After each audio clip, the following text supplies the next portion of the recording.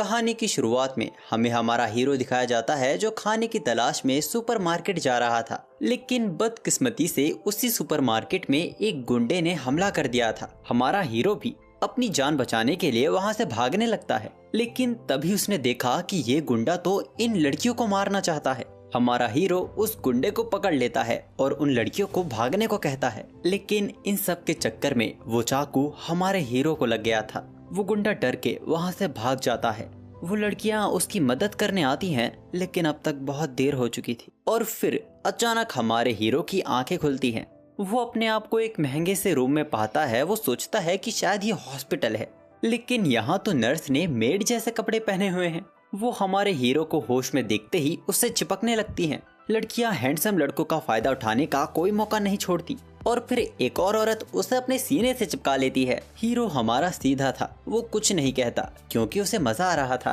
तभी हमारे हीरो की नजर शीशे पर जाती है। वो उंगली करते हुए पूछता है कि ये बच्चा कौन है। अपने आप को बच्चे के रूप में देखकर वो पागल होने लगता है। जी हाँ दोस्तों, ठीक समझा है आपने। हमारे हीरो का रिइंकार्नेशन हुआ है इस नई दुनिया में चैन के रूप में, और ये मॉमी हमारे हीरो चैन की मॉमी है। हमें पता चलता है कि हमारी मॉमी का बेटा एक हफ्ते से सो रहा था और आज इसको होश हमारे हीरो के रिइंकार्नेशन की वजह से आया है, और इन सब बातों को हमारा हीरो भी समझने की कोशिश कर रहा था। खैर, उसे इस बात की खुशी थी कि उसने उन लड़कियों को बचा लिया। वैसे हमारे हीरो ने रियलाइज किया कि इस बार उसका रिइंकार्नेशन एकदम मालदार परिवार में हुआ है। जब वो वहाँ चीजों को ऑब्जर्व कर रहा था, तभी उसकी मेड अंदर आ जाती है। जब वो अपने हथियार की लंबाई देख रहा था, मेड को लगा कि चैन ने पैंट में सुसु कर दिया है। वो उसका कच्छा उतार देती है। अपनी इज्जत जमीन पर यूं पड़ी देख चैन चिल्ला देता है। चैन को बिल्कुल छोटे बच्चे जैसा ट्रीट किया जा रहा था, जो कि उसे ये बिल्कुल पसंद नहीं है। लेकिन अब तक उसे इस दुनिया की और अपनी इस नई जिंदगी की काफी जानकारी हो गई है। उसका पूरा नाम चैन फॉल सिल्फोर्ड है, जो कि 3 साल का छोटा सा बच्चा है। उसके पिता गैरम और उसकी माँ का नाम सारा है। इस दुनिया में उसकी एक बड़ी बहन भी है, रीने, जो कि उससे 2 साल बड़ी है। सारा गैरम की दूसरी बीवी है और उसकी पहली बीवी का नाम मारिया है, जिससे गैरम को 2 बच्चों का सुख प्राप्त हुआ है। गैरम एक हाई रैंकिंग नोबल है जिसके पास खुद की आर्मी है। उसका काम विदेशी हमलों से किंगडम की रक्षा करना है और वो जंगल में मौजूद मॉन्स्टर्स पर भी नजर रखते हैं। हाँ, इस दुनिया में मॉन्स्टर मौजूद हैं, ये सुनते ही चैन एक्साइटेड हो जाता है। सिल्विया बताती है कि हमें घबराने की जरूरत नहीं है। लोगों की सुरक्षा के लिए एडवेंचरर उनसे लड़ते हैं। इस दुनिया में एडवेंचरर भी हैं, ये सुनकर चैन और भी एक्साइटेड हो जाता है। कुछ ऐसे भी एडवेंचरर्स होते हैं जो मैजिक को भी यूज कर सकते हैं। इतना सब कुछ सुनने के बाद अब चैन भी मैजिक यूज करना चाहता था। इस दुनिया ने चैन का चैन चुरा लिया है। उसने फैसला कर लिया है कि वो इसी दुनिया में रहेगा। वैसे भी वो जिस दुनिया से था वहाँ उसका कोई नहीं बचा। उसके परिवार के आखिरी सदस्य, उसके दादा भी खत्म हो गए हैं। अब उसके पास ऐसा कोई नहीं जिन्हें वो मिस कर सके। खैर, इसके कुछ देर बाद हम गैरम को देखते हैं, जो कि ये देख हैरान है कि उनका बेटा चैन, जो कि 3 साल का है, वो लिख सकता है। अब आखिर उसका शरीर ही तो बच्चे का है, दिमाग तो अभी भी हाई स्कूल के बच्चे का है। चैन वहाँ बोलता है कि सिल्विया पढ़ाने में बहुत अच्छी है, जो सुनते ही सिल्विया खुशी के मारे रोने ही लग गई थी। लेकिन अचानक उसके पेरेंट्स को डाउट होने लगता है कि अचानक चैन ने पढ़ना कैसे शुरू कर दिया है। जब से वो होश में आया है तब से वो काफी अजीब बर्ताव कर रहा है। सिल्विया चैन को अजीब बर्ताव करता देख परेशान होने लगती है। उसे लगा कि वो भूखा है तो उसने बोतल ही ठूस दी। किसी तरह चैन बोलता है कि वो तो बस इस दुनिया को और जानने की कोशिश कर रहा है। ये सुन के उसके फादर गैरम भी इम्प्रेस होते हैं, तो इस मौके का फायदा उठा के चैन भी अपने पिता से मैजिक और किंगडम की हिस्ट्री की किताबों को पढ़ने की परमिशन मांगता है। उसके पिता तो मान गए थे, लेकिन चैन की बहन कहती है कि वो भी तैयार नहीं है। हमें पता चलता है कि इस दुनिया में मैजिक यूज करने के लिए पहले पर्सन को बैप्टाइज होना पड़ता है, और बंदा बैप्टाइज 5 साल की उम्र में ही होता है। इसके बिना कोई भी मैजिक यूज कर ही नहीं सकता। लेकिन जब चैन अपने रूम में मैजिक यूज करने का ट्राई करता है तो वो कर पा रहा था। उसी वक्त रूम में सिल्विया आ जाती है। हालांकि चैन ने अपना हाथ वक्त पर पीछे कर लिया था। खैर, सिल्विया के जाने के बाद चैन एक बार फिर ट्राई करता है, लेकिन इस बार जादू उसके हाथों से बेकाबू हो गया था। लेकिन फिर से सिल्विया के देखने से पहले वो अपने आप को कंट्रोल कर लेता है। वो तो चली गई थी, लेकिन उसकी बहन कमरे में घुस आई थी। वो चैन को बड़े डरावने तरीके से देख रही थी, जैसे उसके आगे चैन की असलियत सामने आ गई है। रिने कहती है कि उसे सब पता चल गया है। चैन किताबों से बाहर की दुनिया के रहस्यों को जानने की कोशिश कर रहा है। चैन यहाँ जानबूझ के घबराने की एक्टिंग करता है, पर वो अंदर से खुश था कि रिने ने कुछ नहीं देखा। उस दिन के बाद से रिने हर दिन चैन के पास आने लगी। उसने अपने भाई को अपने देश एसफोर्ड के 3 साल पुराने इतिहास के बारे में सिखाया, जिससे हमें इस किंगडम के पहले राजा के बारे में पता चला, जो शुरू में एक एडवेंचरर था। उस पहले किंग का नाम था यूया।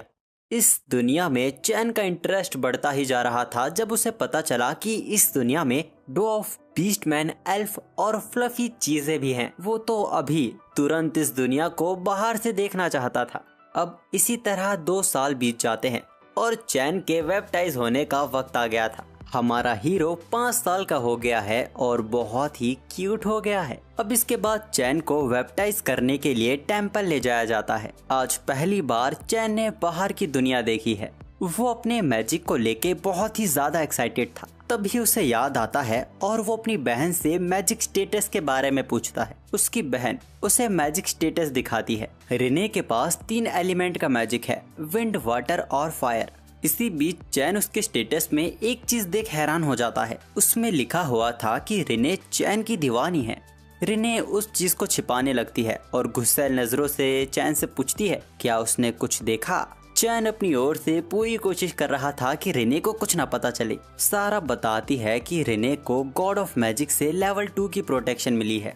जितना ताकतवर प्रोटेक्शन उतना ज्यादा ताकतवर मैजिक होता है और मैक्सिमम लेवल 5 है। फाइनली चैन का वो वक्त आ गया था जब 7 गॉड्स के आशीर्वाद के साथ चैन को उसका मैजिक एलिमेंट मिलने वाला था। चैन के साथ बैप्टाइज करने की सेरेमनी शुरू की जाती है। प्रीस्ट 7 पिलर्स ऑफ गॉड्स के सामने कहता है, चैन शिलफोर्ड, ये बच्चा 5 साल का हो गया है। इसे वो रास्ता दिखाओ जिसे इसको चुनना चाहिए। अचानक गॉड की मूर्ति से हंसी की आवाजें गूंजने लगती है। फिर अचानक गॉड की मूर्ति से तेज रोशनी निकलने लगी, जिसको देख सब हैरान हो गए। अचानक चैन अपने आप को 7 गॉड्स के सामने पाता है। गॉड कहते हैं, हमने इस दिन का काफी वक्त से इंतजार किया है काजुया। यहाँ चैन, जिसका पिछली दुनिया में नाम काजुया था, वो सोचता है उसे तो ये बताया ही नहीं गया था कि बैप्टाइज करने के लिए गॉड सीधा उससे मिलने आएंगे। पर असल में तो कहानी बिल्कुल ही अलग है। ज़ेनम द गॉड ऑफ क्रिएशन, जिसने इस दुनिया को बनाया है, वो आज कैन के रीइंकार्नेशन के रहस्य से पर्दा उठाने वाले थे। रिमे, जो गॉड है डेथ और पुनर्जन्म की, वो बताती है कि काजुया की डेथ तो होने ही नहीं वाली थी। अगर उस दिन काजुया उन लड़कियों को बचाने की कोशिश नहीं करता, तब वो गुंडा फिसल कर गिरने वाला था और फिर आसपास के लोग उस पे काबू कर लेते। मतलब कि काजुया को तो कुछ करने की जरूरत ही नहीं थी, वो तो बिन मतलब की मौत मारा गया। काजुया को बहुत ही बुरा लग रहा था क्योंकि वो सब करने के लिए बहुत हिम्मत चाहिए थी, पर क्योंकि काजुया ने किसी की जान बचाने की कोशिश में अपनी जान गंवाई, इसीलिए गॉड ऑफ अर्थ ने रिक्वेस्ट की उसकी रिइंकार्नेशन की इस दुनिया में, जिसके बाद इस जादू की दुनिया में उसका पुनर्जन्म हुआ चैन के रूप में। पर अब रिमे उससे माफी मांगती है कि कोई कारणवश चैन को अपने पुराने जन्म की यादें वापस याद आ गई। चैन उन्हें माफी मांगने से मना करता है क्योंकि उसकी याददाश्त याद आने के कारण उसकी बहुत मदद हुई। इसकी वजह से वो जल्दी लिखना और मैजिक यूज करना सीख पाया और वो एक खुश जिंदगी जी रहा है अपने नए परिवार के साथ। वो रिमे को शुक्रिया करता है उसकी यादें वापस करने के लिए। गॉड ऑफ मैजिक हिरिनो को चैन काफी पसंद आया। वो उसे अपनी प्रोटेक्शन देती है। जिनोम भी चैन को अपनी प्रोटेक्शन देते हैं। गॉड ऑफ वॉर सारनोस भी उसे अपनी प्रोटेक्शन देते हैं, जिससे चैन की फिजिकल स्ट्रेंथ और मार्शल आर्ट्स बेहतर होती चली जाएगी। गॉड ऑफ टेक्नोलॉजी ग्रिम भी उसे अपनी प्रोटेक्शन देते हैं, जिससे उसका विज्ञान का ज्ञान बेहतर होगा। पैनम गॉड ऑफ कॉमर्स भी उसे अपनी प्रोटेक्शन देते हैं, जिससे वो एक व्यापारी की तरह सही फैसले ले पाएगा। इसके साथ वो एक आइटम बॉक्स का भी यूज कर सकता है। गॉड ऑफ अर्थ बेला भी उसे अपनी प्रोटेक्शन देती हैं। वो कहती हैं कि उनकी प्रोटेक्शन थोड़ी खास है, इसीलिए वो चैन को सब कुछ ट्राई करने को कहती हैं। अब सभी गॉड की प्रोटेक्शन मिलने के बाद जिनोम कहता है, अब यहाँ से जाने के बाद चैन अपने स्टेटस में सबकी प्रोटेक्शन को देख पाएगा। ये कहते हुए पता नहीं क्यों जिनोम हंसे जा रहा था। खैर, इसके बाद चैन को वापस भेज दिया जाता है। यहाँ प्रीस्ट कहता है उसने गॉड की मूर्तियों को इतना चमकते हुए कभी नहीं देखा।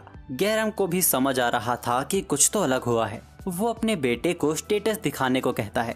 उस बुढ़ाओ की हंसी से चैन को भी समझ आ गया था कि कुछ तो गड़बड़ है।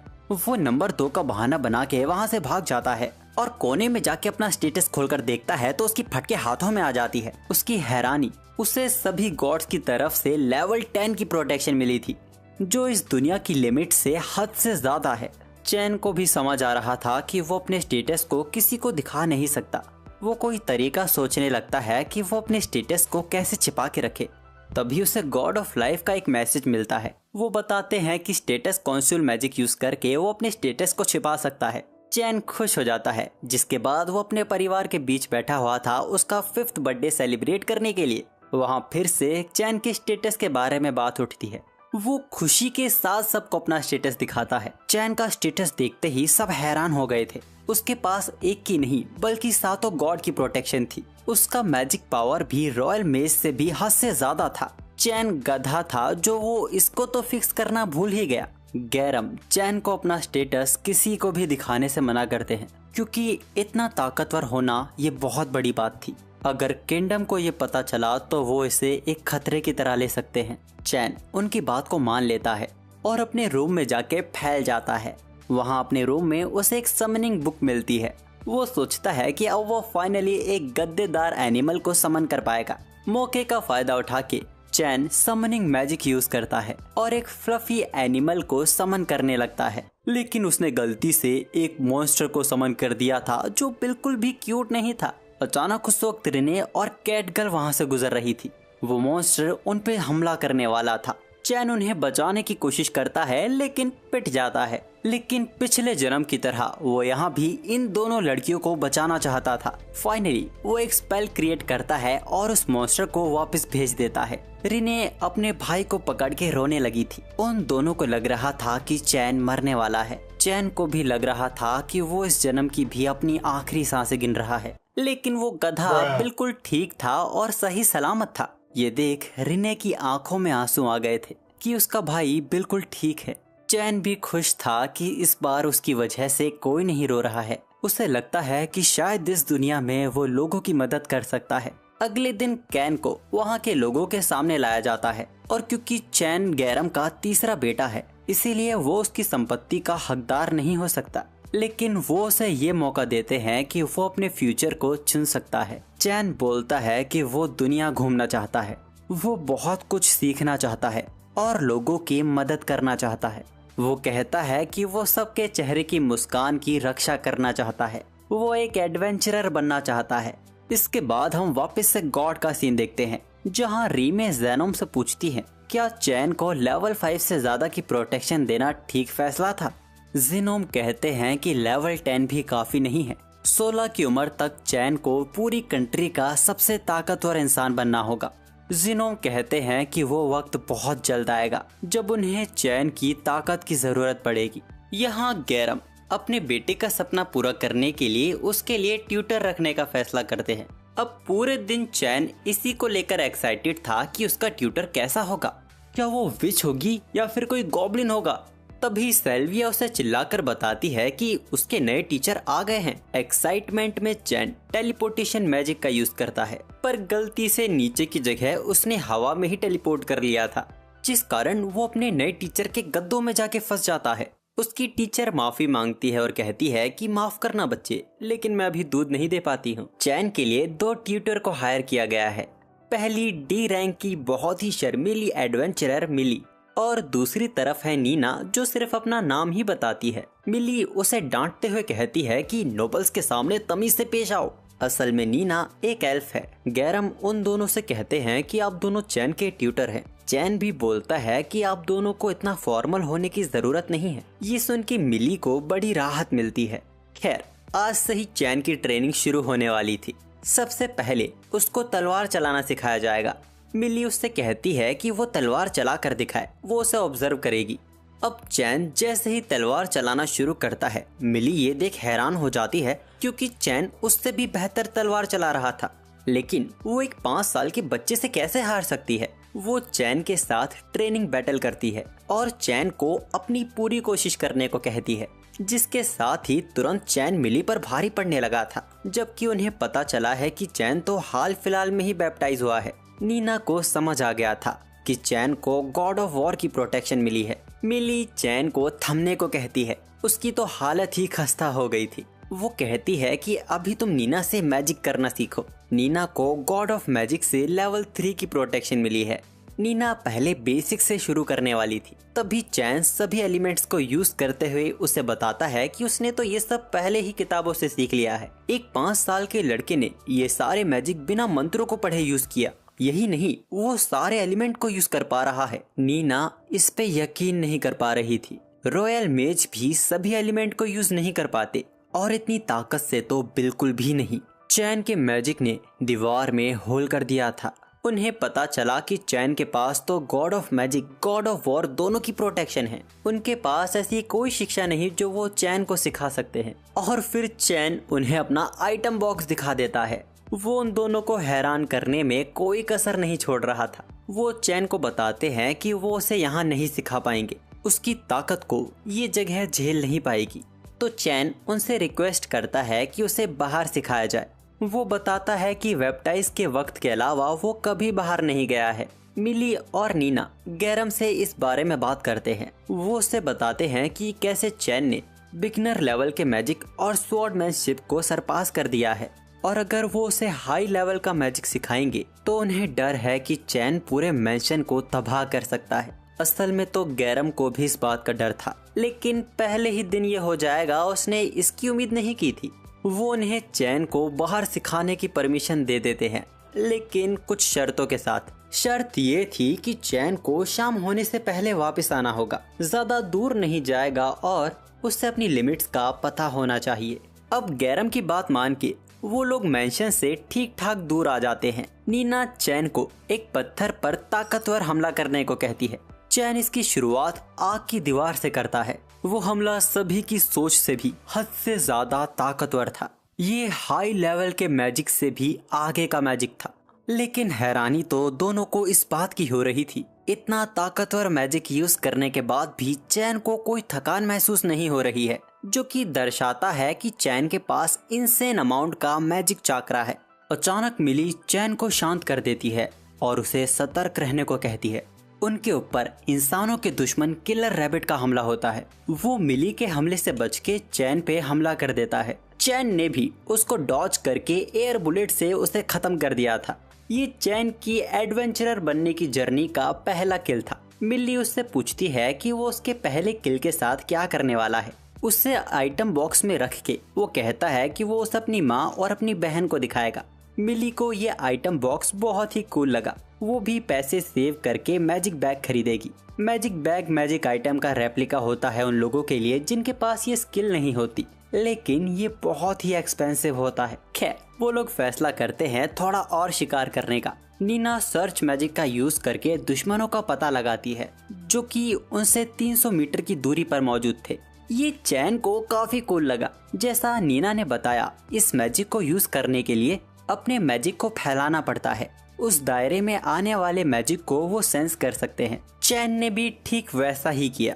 वो अपने 300 मीटर दायरे में 4 किलर रैबिट्स को महसूस कर पा रहा था। नीना हैरान हो जाती है। इस मैजिक को कोई भी पहली कोशिश में ही यूज नहीं कर पाया। यहाँ तक कि चैन मॉन्स्टर को और उनकी संख्या को भी महसूस कर पा रहा है। मिली नीना से कहती है कि शायद हमें चैन के आगे हार मान लेनी चाहिए। इसके बाद वो सभी मिलकर किलर रैबिट्स को मार देते हैं। उनमें से बचकर भाग रहा एक किलर रैबिट का चैन पीछा करने जाता है। मिली तुरंत उसे चिल्लाकर जाने से मना करती है क्योंकि ये जंगल बहुत ही खतरनाक है।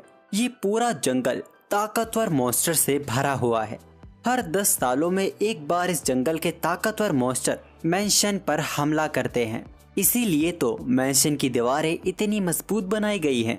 मिली चैन से कहती है कि वो एक काबिल एडवेंचरर बनेगा, तब वो भी अपनी सिटी को प्रोटेक्ट कर पाएगा। चैन कहता है कि वो ऐसा जरूर करेगा। अब वापस घर आने के बाद चैन ये देख हैरान हो जाता है। बस 1-2 मॉन्स्टर को मारने पर ही उसका लेवल 8 हो गया है। असल में गॉड के चुने हुए होने की वजह से चैन का लेवल 100 गुना ज्यादा तेजी से बढ़ रहा है। गॉड के द्वारा चैन को ऐसा बना दिया है कि वो इंसानों से 100 गुना ज्यादा आगे का शख्स बन गया है। उसे डर लग रहा था कि अगर किसी ने उसका स्टेटस देख लिया तो लोग उसे अपने लिए खतरा समझेंगे, जिस कारण उसे सजाए मौत भी हो सकती है। वो गॉड से शिकायत करे ही जा रहा था क्योंकि उसे बस एक आम एडवेंचरर की लाइफ चाहिए थी। अगले दिन मिली और नीना चैन की ट्रेनिंग से पहले गिल्ड जाते हैं। चैन की काबिलियत देखने के बाद कुछ ऐसे मॉन्स्टर्स का पता करने के लिए जो थोड़े से ताकतवर हों। गिल्ड की रिसेप्शनिस्ट एक ह्यूमन डॉग थी जो बताती है कि किलर रैबिट से थोड़े ताकतवर वुल्फ होते हैं, लेकिन उनका पूरा झुंड खतरनाक हो सकता है। जब रिसेप्शनिस्ट रूबी को पता चला कि ये सब नोबल के बेटे चैन के लिए पूछा जा रहा है तो वो अचानक से घबरा जाती है और फॉर्मल होने लगती है। अब मिली और नीना को एक बच्चे के साथ देख एक एडवेंचरर उन दोनों का मजाक उड़ाने लगता है कि बस उन दोनों के पास बेबी सिटिंग का ही मिशन बचा है। वो मिली को इस बेबी सिटिंग के मिशन को होल्ड पे छोड़कर वो मिली से कहता है कि चलो हम कुछ क्रेजी करेंगे। जब उन्होंने मना किया उससे बर्दाश्त नहीं हुआ। वो एक सी रैंक का एडवेंचरर है और ये लोग डी रैंक के, उसका तो सीधा सीधा इन पर हक बनता है। दो एडवेंचरर मिली को पकड़ लेते हैं, जिसके बाद वो नीना को गलत तरीके से छूने जा रहा था। चैन उसका हाथ पकड़ता है और उसे पटक देता है। वो खुले सांड जैसा पागल हो गया था। चैन अपने मार्शल आर्ट से उसे एक बार फिर गिरा देता है। अब उसने एक बच्चे के आगे तलवार उठा ली थी, लेकिन चैन उसके हर एक हमले से बड़े कमाल तरीके से बच रहा था। यहाँ तक कि वो तलवार को बस 2 उंगलियों से ही रोक देता है और उस सी रैंक के एडवेंचरर को गिल्ड से बाहर फेंक देता है। बाकी 2 एडवेंचरर ने नीना के आगे चक्कू तानकर चैन को डराने की कोशिश की, लेकिन चैन उन दोनों को भी बाहर फेंक देता है। नीना चैन को गले लगा लेती है और उसे शुक्रिया कहती है उन्हें बचाने के लिए। वो कहती है कि अगली बार वो उसे प्रोटेक्ट करेगी। मिली ये देख हैरान थी कि चैन के पास मार्शल आर्ट्स की भी स्किल है, जिस पर वो बोलता है कि उसने ये किताबों से सीखा है। अब ऐसे ही हर दिन की चैन की ट्रेनिंग के साथ 3 साल पूरे हो जाते हैं। नीना और मिली का ट्यूटर बनने का कॉन्ट्रैक्ट भी कंप्लीट हो गया था। चैन उस खतरनाक जंगल में अपने आप को टेलीपोर्ट करता है और उस जंगल में ब्लड ओग्रे और अर्थ ड्रैगन को मार के अपने आइटम बॉक्स में कैद कर लेता है।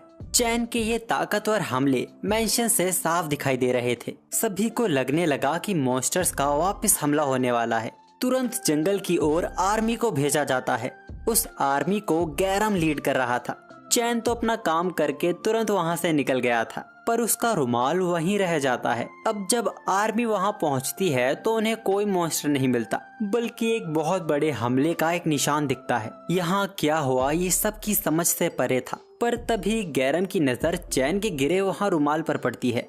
इसके अगले दिन आज चैन की ट्रेनिंग का आखिरी दिन था। चैन ने अपने दोनों ट्रेनर को सरपास कर दिया है और अब उनके गुड बाय कहने का वक्त आ गया है। मिली चैन के पास आती है और कहती है कि वो ग्रेजुएट हो रहा है। इन 3 सालों में उसने वाकई कई कमाल किए हैं। चैन भी उनका शुक्रिया अदा करता है और तोहफे के तौर पर उसने उन दोनों के लिए मैजिक बैग बनाया है। रेड वाला मिली के लिए जो कि ब्लड ओग्रे से बना है और ग्रीन वाला अर्थ ड्रैगन से। एक बार फिर चैन ने उन दोनों की बत्ती गुल कर दी थी। ब्लड ओग्रे और अर्थ ड्रैगन को ए रैंक की पार्टी तक नहीं हरा पाई थी और चैन ने ये अकेले कर दिखाया।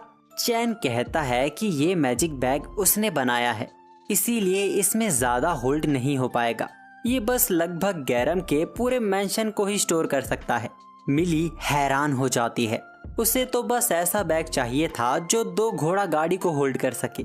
चैन से गलती से नेशनल ट्रेजर क्लास का मैजिक बैग बन गया है और अगर ये लोग इतने एक्सपेंसिव मैजिक बैग को लेके घूमेंगे तो कई लोग इसको छीनने उनके पीछे आ सकते हैं। चैन कहता है कि ऐसा हो ही नहीं सकता, क्योंकि उनके और चैन के अलावा इस बैग का वजन दूसरों के लिए बहुत ही ज्यादा होगा।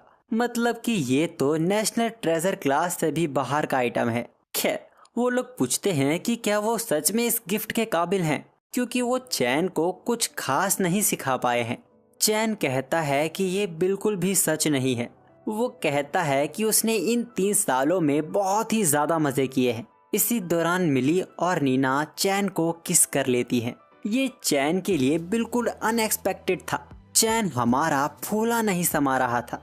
मिली कहती है कि जब तुम बड़े हो जाओगे और कभी भी तुम्हें हमारी ज़रूरत पड़े तो याद रखना कि हम हमेशा तुम्हारे साथ हैं। जिसके बाद नीना और मिली अपनी नई मंजिल की ओर चल पड़ती हैं। चैन वापस अपने घर आता है जहां उसे अपने फादर से डांट पड़ रही थी क्योंकि उसके कारण सबको लगा कि मॉन्स्टर का हमला हुआ है। उसे कई बार समझाया गया है कि अपनी ताकत को लिमिट में इस्तेमाल किया करो। आज वाकई चैन को जोरों की डांट पड़ रही थी, लेकिन हमारा हीरो फिर भी नहीं मानता। वो वापस एक ड्रैगन से लड़ने चला गया था। उस ड्रैगन को आसानी से मार के चैन अपना स्टेटस खोल के अपना लेवल चेक करता है। अपना स्टेटस देखते ही वो हैरान हो जाता है। इस मामूली ड्रैगन को मार के उसका मैजिक 80 मिलियन से ज्यादा हो गया था। यहाँ तक कि उसको 2 नए टाइटल दे दिए गए हैं, enemy of all monsters and dragon killer.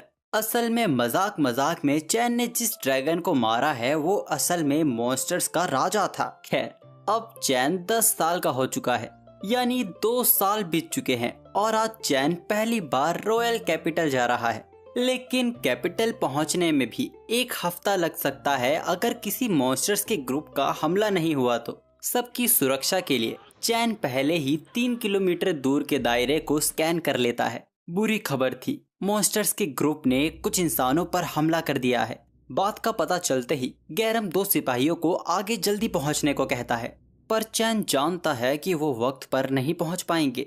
इसीलिए चैन अपने विंड मैजिक का यूज करके हवा की रफ्तार से आगे बढ़ जाता है।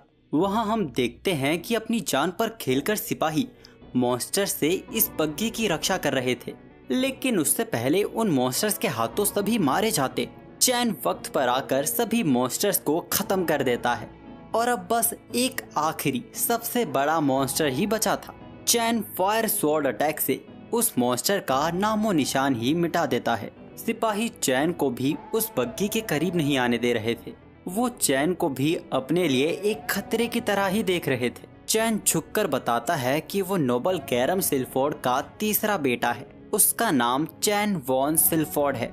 अब तक गैरम के भेजे हुए सिपाही भी वहां पहुंच चुके थे। वो ये देख हैरान थे कि चैन यहाँ क्या कर रहा है और इन सभी मॉन्स्टर्स को आखिर किसने मार दिया।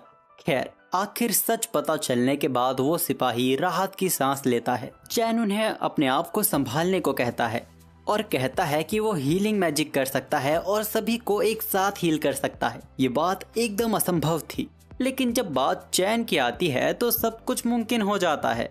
चैन वहाँ सभी घायल हुए सिपाहियों को हील कर देता है, लेकिन जो मारे जा चुके हैं वो उन्हें ठीक नहीं कर सकता। वो उन सभी बॉडीज को अपने आइटम बॉक्स में स्टोर कर लेता है। अब तक गैरम की बग्गी भी वहां पहुंच चुकी थी। वो आते ही पूछते हैं कि क्या सब लोग ठीक हैं। चैन को यहाँ देख वो भी हैरान हो जाते हैं। अब उन्हें समझ आया कि आखिर चैन ने बग्गी से छलांग क्यों लगा दी। अब इसी चर्चा के बीच गैरम की नजर बग्गी पर बने निशान पर जाती है। वो हैरान हो जाता है और हड़बड़ाहट में पूछता है क्या वो ठीक हैं। असल में इस बग्गी में रॉयल कैपिटल की शान प्रिंसेस टेलेसिया और मिस सिल्क थी, जो राजा ड्यूक की बेटी है। वो दोनों बहुत ही घबरा गई थी। वो गैरम और चैन का शुक्रिया करती हैं उन्हें बचाने के लिए।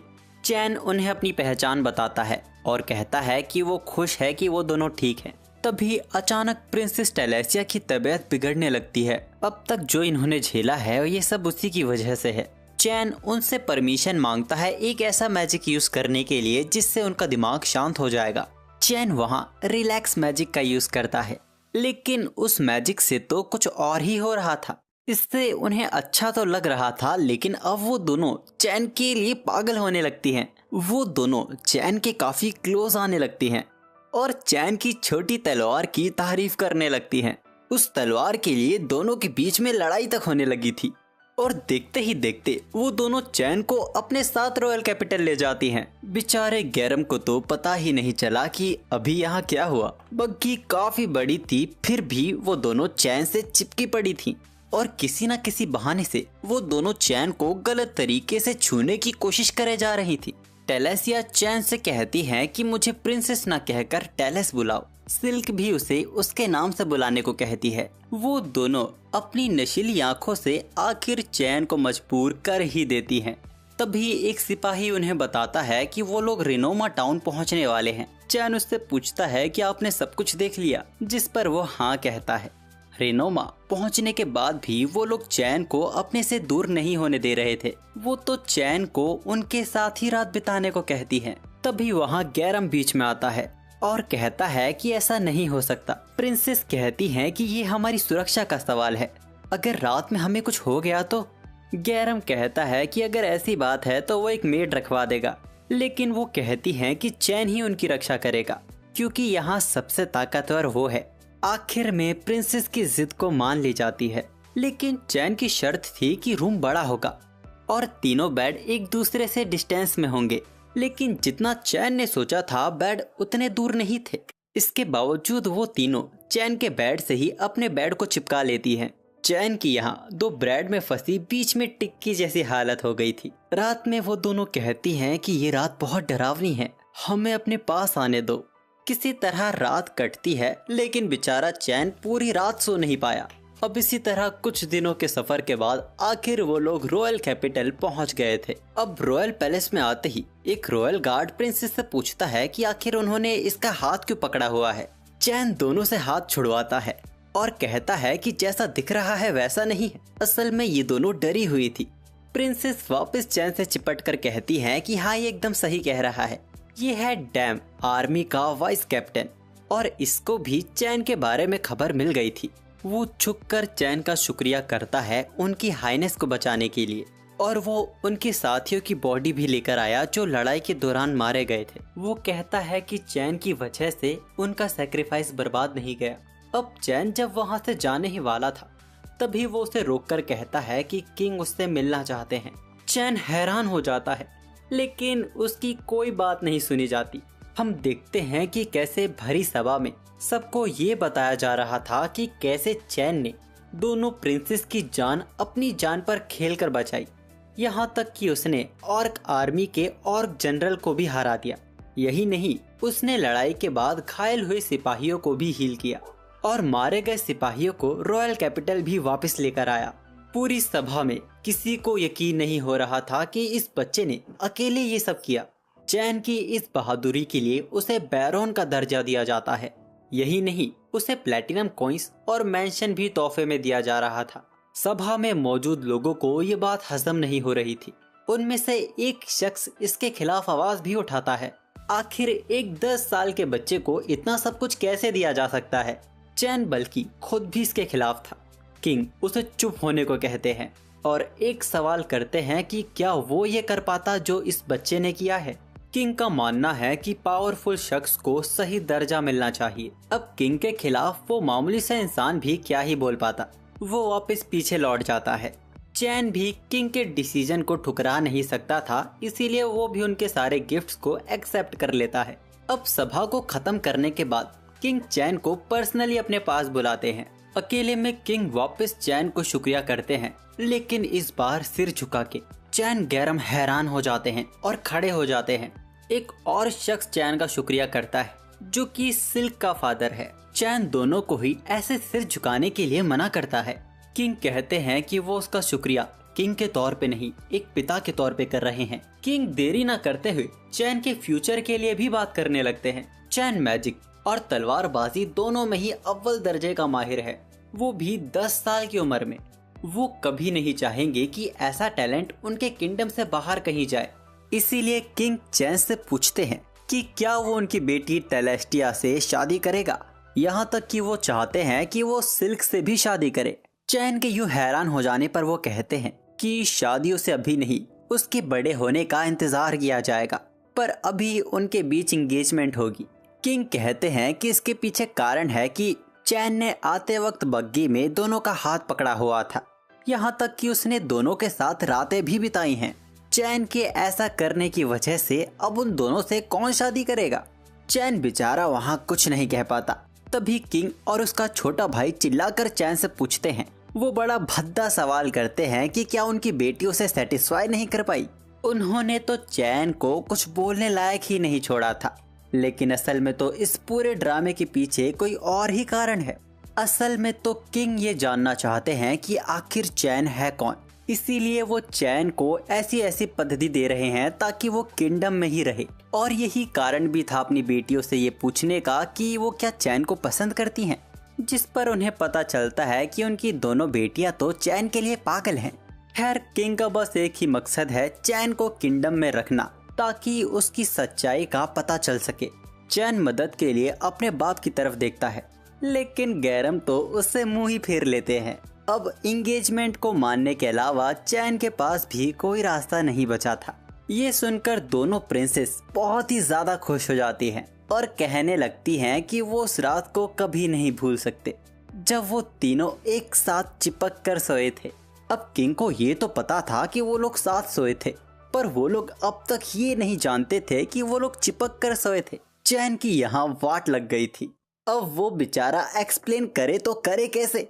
अब इसके कुछ देर बाद हम देखते हैं कि चैन की फैमिली ने उसे घेर लिया है। रिने बिल्कुल भी खुश नहीं है कि उसके भाई की एंगेजमेंट हो रही है। गैरम भी चैन से थोड़े गुस्सा थे, क्योंकि उसके बाद गैरम को किंग ने बुलाया था और पूछा कि क्या उनका बेटा प्ले बॉय है जो उसने उनकी दोनों बेटियों को फंसा लिया है। आज फिर से चैन की ढंग से क्लास ली जा रही थी।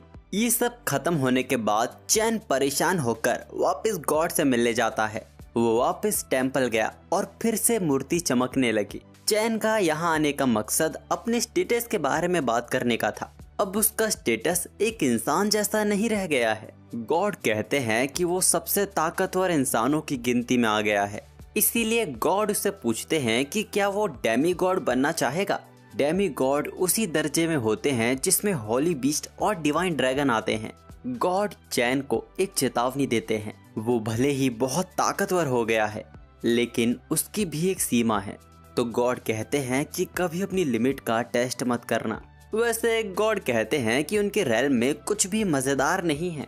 इसीलिए वो चैन से पूछते हैं कि क्या वो अपनी पुरानी दुनिया की नॉलेज से कुछ एंटरटेनिंग बना सकता है। तभी चैन के माइंड में एक आइडिया आता है। अब वहाँ से वापस लौटने के बाद हम देखते हैं कि चैन की माँ और उसकी बहन उसे लड़कियों के कपड़ों के शोरूम ले आई हैं, जहाँ चैन को रुकना बिल्कुल भी ठीक नहीं लग रहा था। आखिर किसी तरह वो वहाँ से बाहर निकलने में कामयाब हो जाता है और बाहर निकलते ही उसे सामने पारमा दिखती है, वही कैट गर्ल जिसको चैन ने बचाया था। पारमा ने भी चैन को पहचान लिया था। हमें पता चलता है कि पारमा यहाँ अपने अंकल की शॉप पर ट्रेनिंग के लिए आई है। अब जैसे ही पारमा के अंकल को भी पता चलता है कि चैन एक नोबल है, वो भी उसके सामने पैनिक करने लगते हैं। चैन उनसे कहता है कि उन्हें फॉर्मल होने की जरूरत नहीं है और वो उनकी शॉप भी देखना चाहता था। पारमा के अंकल तैमिनिस की शॉप देखने के बाद चैन कुछ सोचता है और तैमिनिस से पूछता है कि क्या वो उसके लिए एक चीज बना सकते हैं। वो उसे बनाकर बेच भी सकते हैं। अचानक ये सुन तैमिनिस शॉक हो जाता है। चैन असल में तैमिनिस से रिवर्सी गेम बनवाना चाहता था। वो उसे बताता है कि इस गेम को कैसे बनाया जाता है। तैमिनिस को भी तुरंत समझ आ गया था और उसे ये नया गेम काफी इंटरेस्टिंग भी लगता है। वो कहता है कि वो सबके लिए इसे अफोर्डेबल प्राइस में बनाएगा। ये सुन के चैन को बहुत अच्छा लगा। वो उसे पहले एक प्रोटोटाइप बनाने को कहता है और इसके लिए उसे एक गोल्ड कॉइन की इन्वेस्टमेंट देता है। एक प्रोटोटाइप बनाने के लिए एक गोल्ड कॉइन बहुत ही ज्यादा बड़ी कीमत थी। इसको लेने में वो हिचकिचा रहा था। चैन उसे ये इन्वेस्टमेंट के तौर पे लेने को कहता है, जिसके बाद चैन शॉप से बाहर निकल जाता है, जहाँ पे रिने उसका ही इंतजार कर रही थी। रिने बहुत ही गुस्सा थी जो चैन अचानक से गायब हो गया। वो उसे अपने सारे कपड़े पहनकर दिखाना चाहती थी। चैन बात को संभालते हुए कहता है कि ऐसा इसीलिए क्योंकि आप हर एक कपड़े में ही क्यूट लगती हैं। ये सुन के रिने पिघल जाती है और कहती है कि अगर ऐसी बात है तो वो उससे अपने सारे कपड़े पहनकर दिखाएगी। चैन ने अपने पैरों पर खुद ही कुल्हाड़ी मार ली थी। सुबह तक रिने चैन को अपने अलग अलग कपड़े पहनकर दिखाती है। चैन बेचारा बैठा हुआ बस उसकी तारीफें करे जा रहा था। अब इससे पहले चैन को भी कपड़े पहनकर दिखाने पड़ते। तभी उसकी मेड खबर देती है कि तैमिनिस ने चैन को अपनी शॉप में बुलाया है। हमें पता चलता है कि तैमिनिस ने पूरी रात भर काम करके रिवर्सी का प्रोटोटाइप बनाया है। इस प्रोटोटाइप को देखकर चैन एकदम हैरान है। जैसा उसने सोचा था ये प्रोटोटाइप वैसा ही एकदम सेम है। इसके बाद चैन तैमिनिस को ये गेम खेल कर दिखाता है। ये देखकर तैमिनिस पागल ही हो जाता है वो कहता है कि ये गेम तो मार्केट में आग ही लगा देगा। चैन कहता है कि रेगुलर वर्जन के अलावा भी वो नोबल्स के लिए स्पेशल अलग से वर्जन बनाए, तभी हम अमीरों की जेबों को खाली कर पाएंगे। वो 50 स्पेशल और 1000 रेगुलर वर्जन बनाने को कहता है।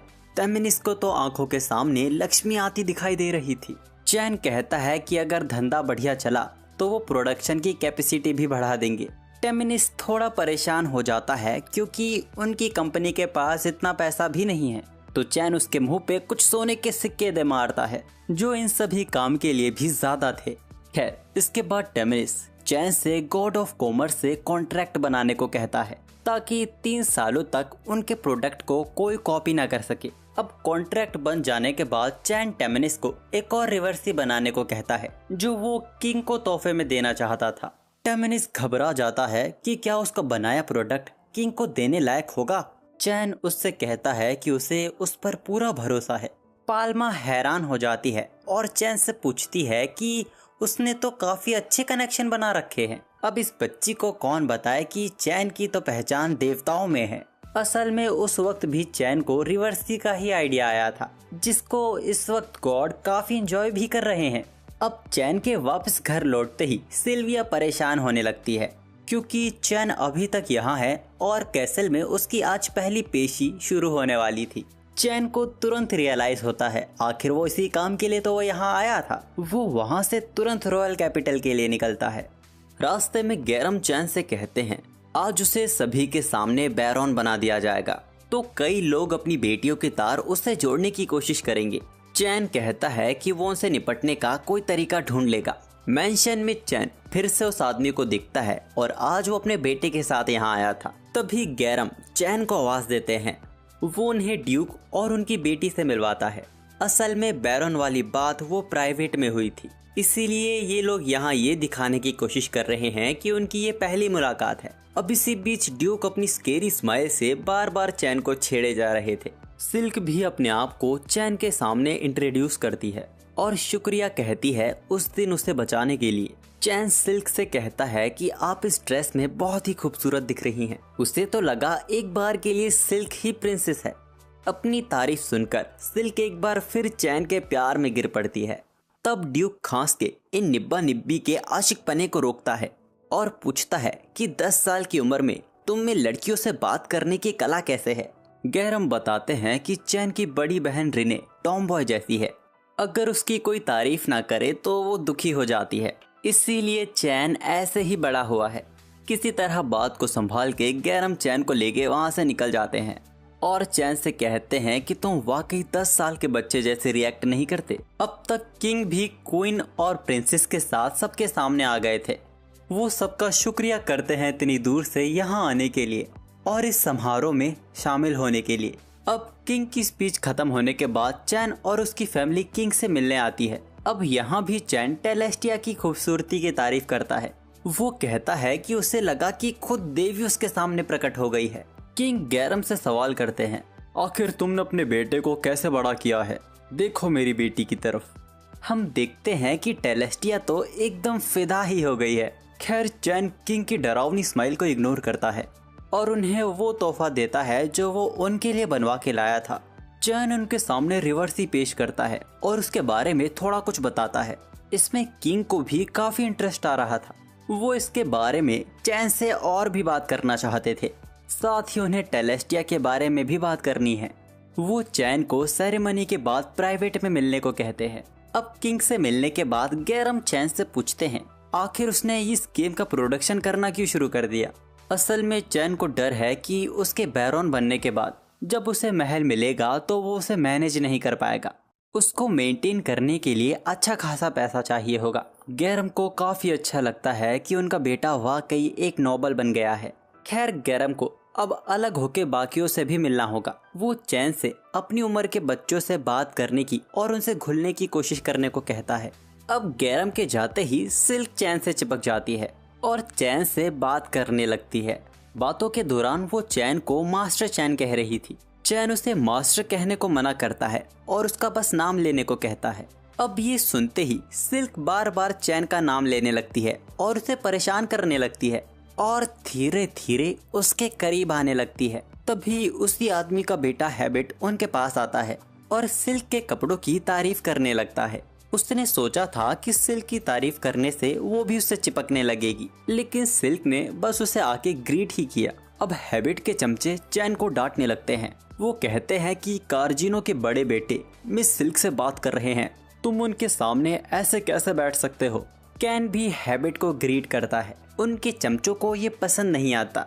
चैन उनसे छोटे दर्जे के बैरोन का बेटा है, उसे हैबिट को मास्टर हैबिट कहना चाहिए। हैबिट उन्हें रोकता है और कहता है कि सिल्क को परेशानी नहीं होनी चाहिए। वो चैन को माफी मांगने को कहता है और वो सब भूल जाएगा। अब इससे पहले सिल्क गुस्सा हो, चैन उससे कहता है कि हैबिट को माफी मांगनी चाहिए और चैन की बार बार की बदतमीजी हैबिट के घमंड को गुस्सा दिला रही थी। वो चैन को लड़ाई के लिए चैलेंज कर देता है। अब उनके पीछे पीछे सिल्क भी बाहर आ गई थी, यहाँ तक कि वो उनके सामने चैन से चिपकने भी लगी थी। चैन उसे जबरदस्ती दूर करने की कोशिश करता है, लेकिन वो मानती ही नहीं है। हैबिट को उनकी ये फ्लर्टिंग और भी गुस्सा दिला रही थी। हैबिट कहता है कि उसके चमचों को गॉड की प्रोटेक्शन मिली है, ये मैजिक यूज कर सकते हैं। अब यहाँ सिल्क को फिर से बहाना मिल गया था चैन से चिपकने का। वो कहती है कि उसे बहुत डर लग रहा है। हैबिट उन्हें एक दूसरे से दूर होने को कहता है। अब उसका पहला चमचा हमला करता उससे पहले ही वो मैजिक करना ही भूल जाता है। तब वो अपनी मैजिक की बुक निकाल के कई सारा मैजिक इकट्ठा करने लगता है। वो भले ही मैजिक करना भूल गया था, लेकिन उसके मैजिक में वाकई बहुत ही ताकत थी। उसके मैजिक से आसपास का वेदर चेंज होने लगता है। वो चैन पर ग्रेट फायर बॉल से हमला करता है, लेकिन आखिर में वो हमला बहुत ही छोटा और कमजोर था। अब दूसरा चमचा उसी किताब को पढ़ के अपना मैजिक यूज करता है। उसको देखकर भी ऐसा लग रहा था कि वो काफी ताकतवर अर्थ मैजिक यूज करेगा, लेकिन वो रॉक बुलेट यूज करता है, जिनकी रफ्तार बहुत ही धीरे थी और निशाना भी ठीक नहीं था। उनकी हरकतें देखने के बाद अब सिल्क को गुस्सा आ गया था। वो उन तीनों को बताती है कि चैन ही वही है जिसने उन्हें बचाया था। चैन बैरोन का बेटा नहीं, बल्कि वही बैरोन है, और वो किसी आलतू फालतू का नहीं, बल्कि गैरम सिल्फोर्ड का बेटा है। उस हादसे के बाद से ही उस हादसे के चर्चे पूरे कैपिटल में हो चुके थे, लेकिन वो चैन ही था। इन बच्चों को ये नहीं पता था। वो तो अभी भी यकीन नहीं कर पा रहे थे। एक उनकी उम्र के बच्चे ने ऑर्क जनरल को हरा दिया। वो तीनों चैन के आगे झुक के उससे माफी की भीख मांगने लगते हैं और उसी हालत में रेंकर वहाँ से चुपचाप निकल जाते हैं। सिल्क ने वाकई बहुत एंजॉय किया। वो तो ये बात टेलेस्टिया को भी बताने को कह रही थी, लेकिन चैन उसे मना करता है। तो वो ये शर्त रखती है कि अगर चैन उसके साथ डेट पर चलेगा तो वो इस बात को सीक्रेट रखेगी। तभी टेलेस्टिया भी वहाँ आ जाती है और उसने सीक्रेट वाली बात को सुन लिया था। सिल्क उसे बताने ही वाली थी कि तभी चैन उसका मुंह बंद कर देता है। टेलेस्टिया शर्मा जाती है क्योंकि चैन ने एक अनमैरिड लड़की के लिप्स को छुआ था। वो कहती है कि वो ये बात ड्यूक को बताएगी अगर उन्होंने सच नहीं बताया तो। चैन वहाँ बात संभालने की कोशिश करता है, लेकिन सिल्क बोलती है कि चैन और वो किसी दिन डेट पर जाने की बात कर रहे थे। ये सुन के टेलेस्टिया को बहुत बड़ा झटका लगा, यहाँ तक कि अब तो सिल्क चैन को मास्टर भी नहीं कह रही थी। टेलेस्टिया का मुंह फूलने लगता है। वो कहती है कि वो भी चैन के साथ डेट पर जाना चाहती है। अब चैन भी कुछ नहीं कर सकता था। आखिर टेलेस्टिया बहुत क्यूट है। वो कहता है कि वो उसके साथ भी एक दिन डेट पे चलेगा, और तभी वो गौर करता है कि हट्टे कट्टे लंबे से किंग उनके सामने ही खड़े हैं। वो पूछते हैं चैन से, तुम कहाँ जाने की बात कर रहे थे? और टेलेस्टिया बिना हिचकिचाए बोल देती है कि हम तो डेट पे जाने की बात कर रहे थे। किंग चैन को अकेले में बात करने के लिए बुलाते हैं। चैन को वाकई डर लग रहा था। किंग को देख के तो ऐसा लगता है कि आज वो उसे कच्चा ही चबा जाएंगे। अब रिवर्सी खेलते खेलते ड्यूक चैन से पूछते हैं कि मैंने सुना है कि तुम डेट पे जाने वाले हो। किंग और ड्यूक दोनों चैन के कंधों पर हाथ रखकर उसे याद दिलाते हैं कि उसकी एंगेजमेंट तो फिक्स हो गई है, लेकिन ये अभी भी एक सीक्रेट है। खैर, आखिर वो दिन आ गया था जब चैन को अपने मेंशन की चाबी मिल गई। इस बीच मंत्री से हमें ये भी पता चलता है कि किंग रिवर्सी के एडिक्ट हो गए हैं। अगर उन्हें पता चला कि चैन यहाँ मौजूद है तो वो उसके साथ खेलने की जिद करने लगेंगे। इसीलिए शायद चैन को आज जल्दी यहाँ से निकल जाना चाहिए। लेकिन किसी तरह एरिक को पता चल गया कि चैन आया हुआ है और उसने चैन को रिवर्सी के लिए चैलेंज कर दिया। अब एरिक को देख मंत्री भी जिद करने लगता है और इसी तरह कई लोग वहां इकट्ठा हो गए थे चैन के साथ रिवर्सी खेलने के लिए। इसके कुछ देर बाद हम देखते हैं कि चैन अपने मैंशन को ढूंढते ढूंढते एक खंडर तक जा पहुंचता है और यही वो मैंशन था जो किंग ने चैन को दिया था। देखकर ऐसा लगता है जैसे पुरखों की जमीन पर जिस पर कई वक्त से काम ना हुआ हो वो चैन को चेप दी है। इस बड़े से मैंशन में वाकई बहुत काम होना बाकी है, लेकिन बात यहाँ चैन की हो रही है। वो क्लीन और रिपेयर मैजिक से पूरे मैंशन को नया जैसा कर देता है। कुछ देर में सिल्विया और बाकी मेट्स भी आ गई थी जिनको चैन ने बुलाया था। सिल्विया तो खुशी के मारे रोना चाहती थी जो चैन सामा ने अपना ख्याल रखने के लिए उसे बुलाया है। खैर चैन को नया बटलर भी हायर हुआ है और उसने चैन के बारे में बहुत कुछ सुना है कि कैसे उसने राजकुमारी को बचाया था। बेचारे चैन को तो शर्म ही आने लगी थी। खैर सिल्विया कहती है कि हम अपना काम तुरंत शुरू कर देते हैं, लेकिन जब सारी मेड पूरे मैंशन में फैलती हैं उसकी सफाई के लिए, उन्हें पूरे मैंशन में कहीं धूल मिलती ही नहीं है। चैन माफी मांगता है कि उनके आने से पहले उसने ही सब मैजिक से साफ कर दिया। सिल्विया को तो कोई हैरानी नहीं हुई, वो तो अपने मास्टर को पहले से ही जानती है। चैन का बटलर कहता है कि वो यहाँ सब कुछ संभाल लेगा, वो अपने पिता के मैंशन बेझिझक जा सकता है। चैन तो भूल ही गया था कि आज उसका बड़ा भाई आने वाला है। इसके कुछ देर बाद हम चैन को देखते हैं जो अपनी फैमिली के साथ बैठा हुआ था। उसके बड़े भाई उसकी तारीफ करते हैं कि उसने उनसे पहले कामयाबी हासिल कर ली। रिने तो बहुत ही एक्साइटेड हो रही थी चैन का मैंशन देखने के लिए। तभी उसका बड़ा भाई कहता है कि उन्होंने सुना है कि मैंशन थोड़ा खंडर जैसा है, वहाँ डरावनी चीजें हो सकती हैं। रिने डर जाती है और कहती है कि चैन उसे बचा लेगा। अब जब उनका परिवार चैन का मैंशन देखने आता है तो वो हैरान हो जाते हैं। वो महल एकदम ब्रांड न्यू लग रहा था। गैरम को भी यकीन था जब वो कुछ सालों पहले आए थे यहाँ की हालत बहुत ही खराब थी। वो समझ जाते हैं कि चैन की ही कोई करामात है। अब पूरा मैंशन देखने के बाद गैरम को इसमें कुछ कमी दिखी। इसमें कोई शक नहीं कि मैंशन को काफी अच्छी तरीके से सजाया गया है, लेकिन यहाँ आर्ट की कमी है। नोबल्स को आर्ट बहुत पसंद होता है और वो अपने मैंशन को आर्ट से सजाना काफी पसंद करते हैं। आर्ट जैसे कि पेंटिंग, आर्मर और मॉन्स्टर्स के पुतले। गैरम के ये कहते ही चैन गायब हो जाता है और अगले ही सेकंड वापस लौट आता है। तभी अचानक सिल्विया के चिल्लाने की आवाज आती है। गैरम और चैन तुरंत देखने बाहर जाते हैं।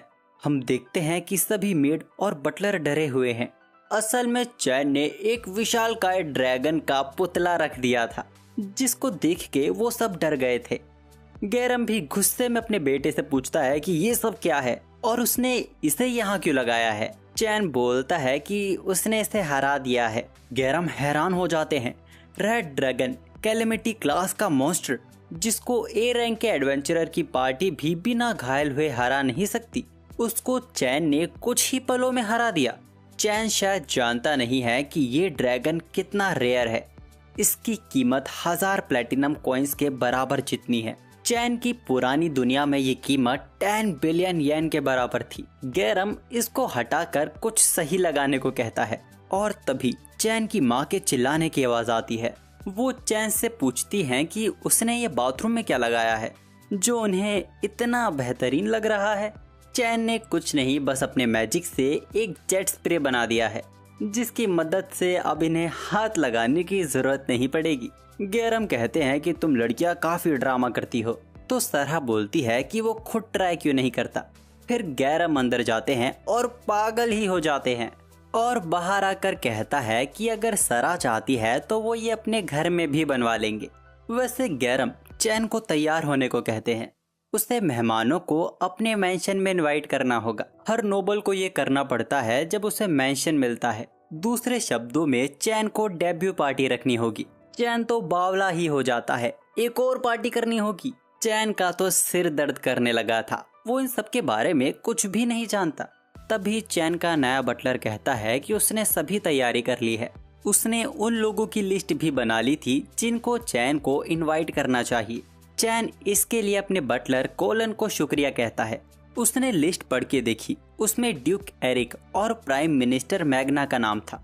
और उसमें उस शख्स का भी नाम था कार्जिनो, जो चैन की इस कामयाबी के खिलाफ था। लेकिन उन्हें बुलाना ही होगा क्योंकि वो हाई रैंक के नोबल हैं। इसको लेके चैन थोड़ा परेशान था, पर फिर वो लिस्ट देखता है और फिर कोलन से पूछता है कि क्या हमें किंग को इनवाइट नहीं करना चाहिए। कोलन जवाब देता है कि हाई रैंक के नोबल और रॉयल्टी ही किंग को इनवाइट कर सकते हैं।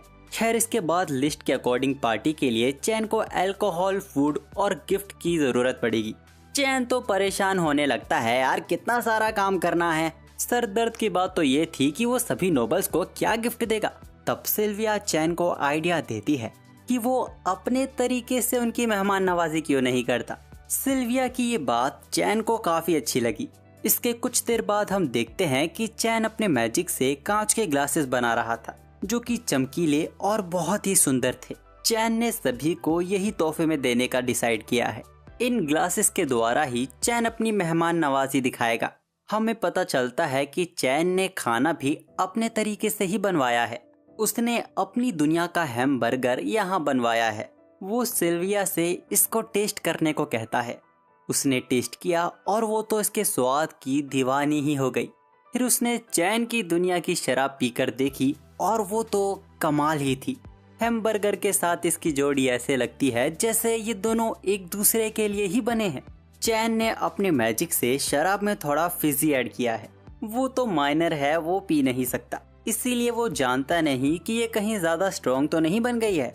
पर जिस तरीके से सिल्विया को चढ़ी हुई थी और लगातार ग्लास पिए ही जा रही थी, पता चलता है कि उससे ये झेली नहीं जा रही। तभी घबराया हुआ कोलन वहां आता है। वो चैन को बताता है कि रॉयल पैलेस से एक मैसेंजर आया है।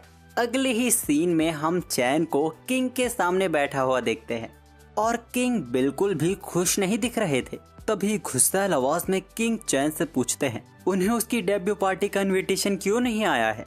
वो भड़क जाते हैं कि उसने इनविटेशन एरिक और मैग्ना को तो भेजा, लेकिन जिसने उसे महल दिया उसको ही उसने इनवाइट नहीं किया। तभी एरिक किंग के मुंह पर इनविटेशन दिखाते हुए कहता है कि आपको सिर्फ हाई रैंक के नोबल्स ही इनवाइट कर सकते हैं मेरे मैजेस्टी। किंग की आंखों में आंसू आ गए थे। वो कहते हैं कि वो उसके होने वाले पिता हैं, आखिर वो उन्हें ही कैसे नकार सकता है। चैन उनसे माफी मांगता है और कहता है कि वो उन्हें इनविटेशन देना चाहता था, लेकिन पिछली मुलाकात के वक्त वो बहुत ही बिजी थे। वो उन्हें इनविटेशन देने के लिए एक अच्छी अपॉर्चुनिटी का वेट कर रहा था। चैन किंग को उनका इनविटेशन दे देता है। उसके मिलते ही किंग मानो खुशी के मारे पागल ही हो गए थे। वो एरिक को दिखाने लगते हैं कि देखो मुझे भी इनविटेशन मिला है। चैन बार बार बच गया। अच्छा हुआ कि उसने कोलन के एडवाइस पे एक इनविटेशन कार्ड रख लिया। अब जब मेड को पता चलता है कि किंग भी पार्टी में शामिल होने वाले हैं, उन्हें यकीन नहीं होता। वो पूछती हैं कि वो पार्टी में क्यों शामिल हो रहे हैं, तो चैन उन्हें बता ही देता है कि वो प्रिंसेस टेलेस्टिया का होने वाला पति है। लड़कियों को तो यकीन ही नहीं होता। सिल्विया सभी लड़कियों को शांत करती है और कहती है कि जो भी पार्टी में शामिल होगा सभी को अच्छी मेहमान नवाजी दी जाएगी। खैर, ये वक्त भी आ गया था। कई नोबल्स चैन की पार्टी में शामिल होते हैं। ड्यूक एरिक भी सिल्क के साथ चैन की पार्टी में शामिल हुए थे। एरिक अंदर आते ही हॉल में रेड ड्रैगन को देख हैरान हो जाते हैं। उन्होंने इसकी काफी कहानियां तो सुनी थी, पर कभी वो इतने करीब से इसे देखेंगे उन्होंने कभी सोचा नहीं था। सिल्क तो यहाँ अपना फ्यूचर इमेजिन कर रही थी जब वो यहाँ रहा करेगी। एरिक उन्हें रोकते हैं कि अभी इसके लिए बहुत वक्त है। इसके बाद चैन वहाँ कमाल की स्पीच देता है और पार्टी को शुरू करता है। चैन के यहाँ की नई तरह की वाइन सभी को बहुत ही पसंद आई और इस ग्लास ने तो एरिक का पूरा टेंशन ही छीन लिया है। चैन बताता है कि ये ग्लास सभी के लिए उसकी तरफ से तोहफा है। वो इस ग्लास को अपने साथ ले जा सकते हैं। चैन के द्वारा बने गए खाने ने तो सभी को चैन का दीवाना ही कर दिया था। तभी किंग भी चैन की पार्टी में शामिल होते हैं। कईयों को तो यकीन ही नहीं होता कि किंग भी पार्टी में शामिल हुए हैं। किंग को वाइन सर्व की जाती है, पर किंग तो पहले ही ग्लास की खूबसूरती में खो जाते हैं। फिर जब उन्होंने वाइन पी वो तो उछल ही गए थे। फिर किंग को हैमबर्गर सर्व किया गया।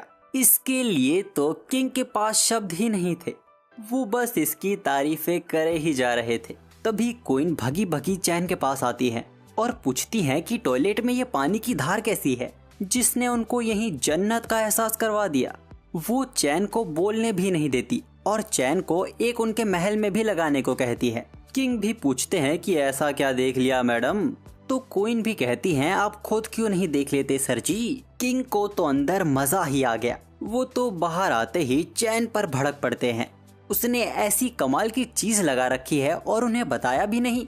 वो चैन को कल ही एक ऐसा उनके महल में भी लगाने को कहते हैं। किंग यहाँ कमिट करते हैं कि चैन की पार्टी का सिर्फ खाना ही नहीं बल्कि यहाँ तो सब कुछ ही बेहतरीन है। वो इसको महान मेहमान नवाजी का दर्जा देते हैं। किंग के द्वारा ऐसी तारीफ मिलना बिल्कुल भी आम बात नहीं है। सभी नोबल्स चैन के लिए तालियां बजाने लगते हैं। तभी चैन का बटलर उसके लिए एक खबर लाता है। हमें पता चलता है कि कार्जिनो भी आ गया है। वो अंदर घुसा भी नहीं और उसने महल की बेइज्जती करना शुरू भी कर दिया। वो चैन के महल को डॉग हाउस से कंपेयर कर रहा था। कार्जिनो अंदर जाने लगता है। कोलन कार्जिनो को रेड ड्रैगन के बारे में बताने वाला था, पर चैन उसे वहीं रोक लेता है। अंदर अचानक रेड ड्रैगन को देख कार्जिनो जमीन पर फैल गया था। चैन उससे माफी मांगता है और कहता है कि ये तो बस डेकोरेशन के लिए है। कार्जिनो गुस्से में बोलता है कि तुम्हें मुझे ये पहले बताना चाहिए था। कार्जिनो अंदर जाता है और हर एक चीज की बुराई करने लगता है। बाकी नोबल्स को भी कार्जिनो का ये बर्ताव बिल्कुल भी अच्छा नहीं लगा। खासकर उसका ये एटीट्यूड तब है जब वो किंग के बाद आया है। उसे तो यकीन था कि यहाँ की शराब भी बकवास होगी। उसने एक सिप ली और उसे मजा ही आ गया, लेकिन वो कहता है कि ये एकदम बकवास थी। इसके बाद उसे हैमबर्गर सर्व किया जाता है। उसकी बनावट को देख ही वो उसकी बुराई करने लगता है। वो उसे खाकर देखता है और उसकी तारीफ करे बिना रह नहीं पाया, लेकिन फिर भी वो बोलता है कि ये एकदम बकवास है, पर इसके बावजूद भी वो खाए ही जा रहा था। कार्जिनो का ये बिहेवियर सभी को वहाँ परेशान कर रहा था। कोलन चैन को याद दिलाता है कि कार्जिनो एक मार्किस है, तो प्लीज चैन कुछ भी गड़बड़ करने की ना सोचे। लेकिन फिर भी चैन के मन में कुछ तो खुराफाती चल रहा था। वो कहता है कि तब तक तो सब ठीक है ना, जब तक मैं कुछ गड़बड़ नहीं करता। चैन कार्जिनो के सामने वही ग्लास लेकर जाता है और तोहफे के तौर पर इन्हें लेने के लिए कहता है। कार्जिनो कहता है कि अगर मेरे लिए तोहफा है तो सारे ग्लास मुझे दे दो और मुझे यहाँ मौजूद सारी शराब भी चाहिए। और वो कहता है कि जाने से पहले उसे उस डिश की रेसिपी भी तैयार चाहिए। चैन रिस्पेक्टफुली कहता है कि वो ये नहीं कर सकता। कार्जिनो गुस्सा हो जाता है। चैन उससे समझाता है कि वो यहाँ आए सभी नोबल को तोहफे में ग्लास दे रहा है। कुछ देर सोचने के बाद चैन कहता है कि वो उसे ये तो नहीं दे सकता, लेकिन वो उसे किंगडम की सबसे कीमती चीज दे सकता है। कार्जिनो को लग रहा था कि शायद कोई ज्वेलरी होगी। चैन कहता है कि वो चीज तो उससे भी कीमती है। अब तो कार्जिनो से सब्र ही नहीं हो रहा था। उसे वो चीज तुरंत से तुरंत चाहिए थी। इसी दौरान चैन अपने सर्च मैजिक से किसी को ट्रैक कर रहा था। जैसे ही वो चीज करीब आती है, चैन वहाँ से हट जाता है और कार्जिनो को किंगडम की सबसे कीमती चीज को एक्सेप्ट करने को कहता है, जो कि और कोई नहीं खुद ही किंग थे। किंग को देखते ही कार्जिनो घुटनों पर आ जाता है। वो किंग से सवाल करता है कि वो एक मामूली से नोबल की पार्टी में क्या कर रहे हैं। किंग उसे याद दिलाते हैं कि ये वही शख्स है जिसने टेलेस्टिया की जान बचाई थी, तो आखिर वो इस पार्टी में क्यों शामिल नहीं होगा। तभी एरिक कार्जिनो से पूछते हैं कि वो यहाँ कब आया, कहीं वो यहाँ किंग और उसके बाद तो नहीं आया। कार्जिनो झूठ बोलने लगता है कि ऐसा बिल्कुल भी नहीं है। किंग ने आज जो अपनी आंखों से कार्जिनो का एटीट्यूड देखा है, उन्हें लगता है कि अब उन्हें कार्जिनो के फ्यूचर के बारे में एक बार फिर सोचना पड़ेगा। कार्जिनो अब यहाँ मुँह मियाँ मिट्ठू होने लगता है। जो वो हर एक चीज की यहाँ बुराई कर रहा था, अब अचानक उसे यहाँ हर एक चीज पसंद आने लगती है। वो कहता है कि वो तो बस यहाँ ये जानने के लिए क्यूरियस था कि ये सब कैसे बनी है। किंग कार्जिनो की ढंग से क्लास लेते हैं। कार्जिनो भी चुपचाप वहाँ से निकल भागता है। तभी सिल्क चैन के पास आती है और कहती है कि उसने सब देखा। वो पूछती है कि ये सब उसी का प्लान था ना। तभी एरिक भी पूछते हैं, तो मतलब तुमने हमारा इस्तेमाल किया। चैन भी ध्यान न देते हुए कहता है कि हाँ, उसने सोचा कि अगर वो कुछ नहीं कर सकता तो वो किंगडम की सबसे भारी चीज का इस्तेमाल करेगा। चैन ने ध्यान ही नहीं दिया और किंग और एरिक दोनों ही उसके पीछे थे। किंग चैन से पूछते हैं, अच्छा तो क्या हम किंगडम की सबसे भारी और बड़ी चीज हैं? बेचारे छोटे से बच्चे के साथ हर कोई खेल रहा है। इसके बाद भी किंग चैन को प्राइवेट में ले जाकर और डांट लगाते हैं। वो कहते हैं कि उन्होंने अपने होने वाले बेटे से कभी ऐसी उम्मीद नहीं की थी। वो अपने पिता का ऐसे इस्तेमाल कैसे कर सकता है। चैन किंग को समझाता है कि वो सीधा कार्जिनो का सामना नहीं कर सकता था, उसके पास बस यही एक तरीका था। और तभी चैन वहाँ हल्का सा हंस पड़ता है, जिसके बाद किंग और भी भड़क जाते हैं। किंग ने लगातार 2 घंटों तक चैन को डांट लगाई। उनका लेक्चर खत्म होने के बाद मैग्ना चैन को एडवाइस देता है कि वो थोड़े बहुत मॉन्स्टर्स मटेरियल को यहाँ छोड़ सकता है। इसी काम के लिए चैन डाइम को ढूंढता है।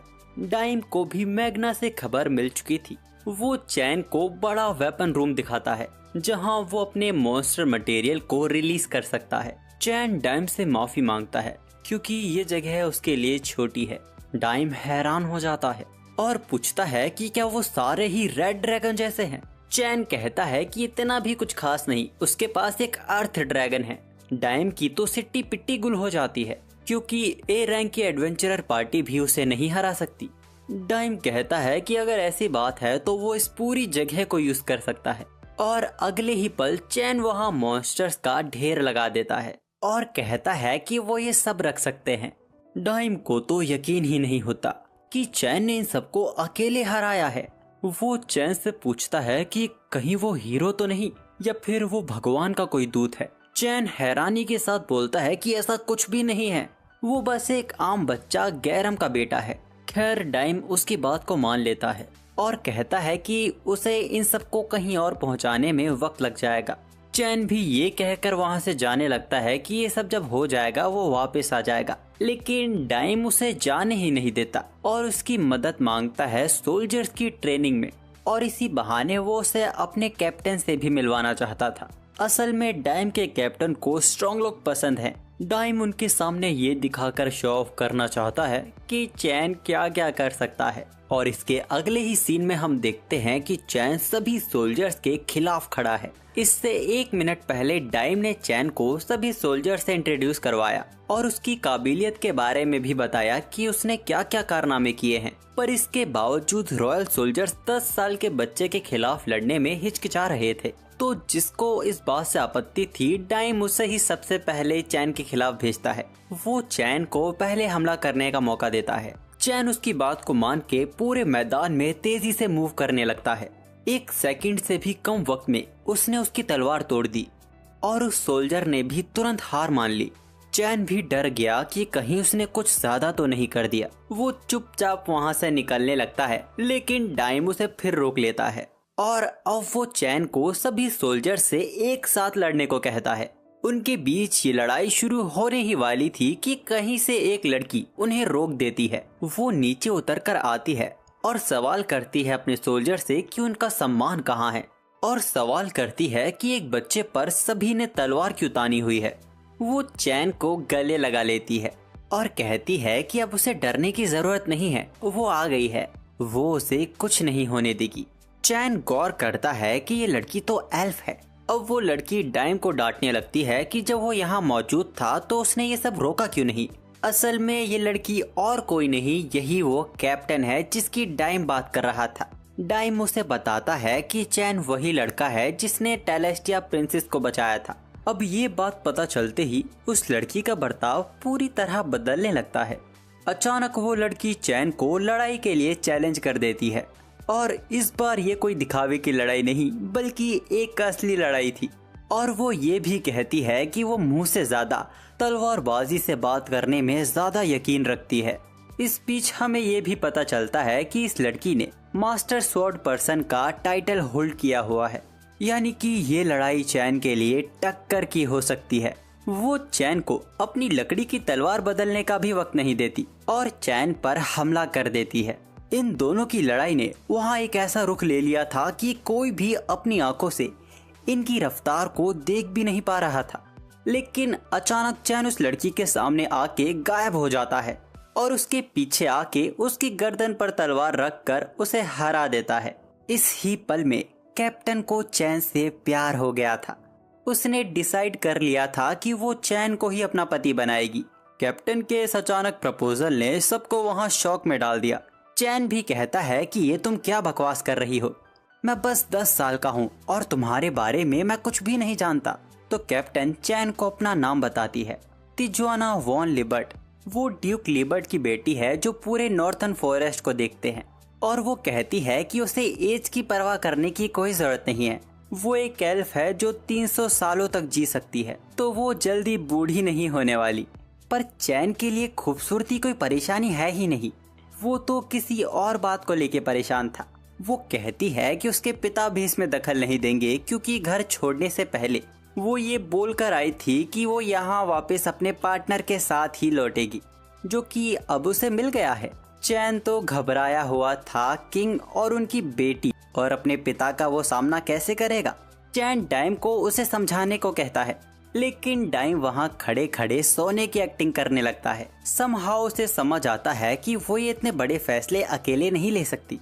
चैन खुश हो जाता है।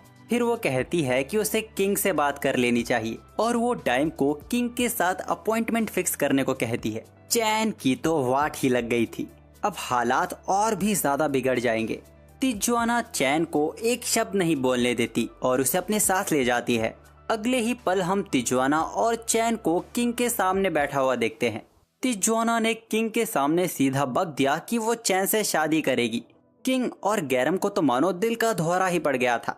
वो चैन को तुरंत सब कुछ एक्सप्लेन करने को कहते हैं। चैन उन्हें शुरू से सारी बात बताता है। गैरम चैन से पूछते हैं कि क्या वो इस बात से वाकिफ भी है कि आखिर तिजुआना कौन है। असल में तिजुआना सिर्फ एक कैप्टन ही नहीं, बल्कि लिबर्ट नेशन जहां से वो आई है वो पूरा एल्फ्स का इलाका है। और जैसा कि हम सब जानते हैं कि एल्फ्स कितनी ज्यादा खूबसूरत होती हैं, इसी कारण पिछले वक्त में इन लोगों को जबरदस्ती वॉर में घसीटा जाता था। इनकी खूबसूरती की वजह से इनको किडनैप किया जाता था, इनको स्लेव्स बना के रखा जाता था। लेकिन उनका जो ये किंगडम है एसफोर्ड, यहाँ के पहले राजा किसी भी तरह के डिस्क्रिमिनेशन को पसंद नहीं करते थे। उनका नाम था यूया टेरा हिरासावा। उन्होंने एल्फ्स के नेशन को अपनी प्रोटेक्शन दी। लिबर्ट टेरिटरी एक इंडिपेंडेंट नेशन है और तियोजाना वहाँ की राजकुमारी है। सीधे शब्दों में कहा जाए तो चैन को एक राजकुमारी से शादी का प्रपोजल आया है। आखिर किंग तिजुआना को सच बताते हैं कि चैन पहले ही सिल्क और उनकी बेटी टेलेस्टिया के साथ इंगेज है। तिजुआना को बहुत बड़ा झटका लगा।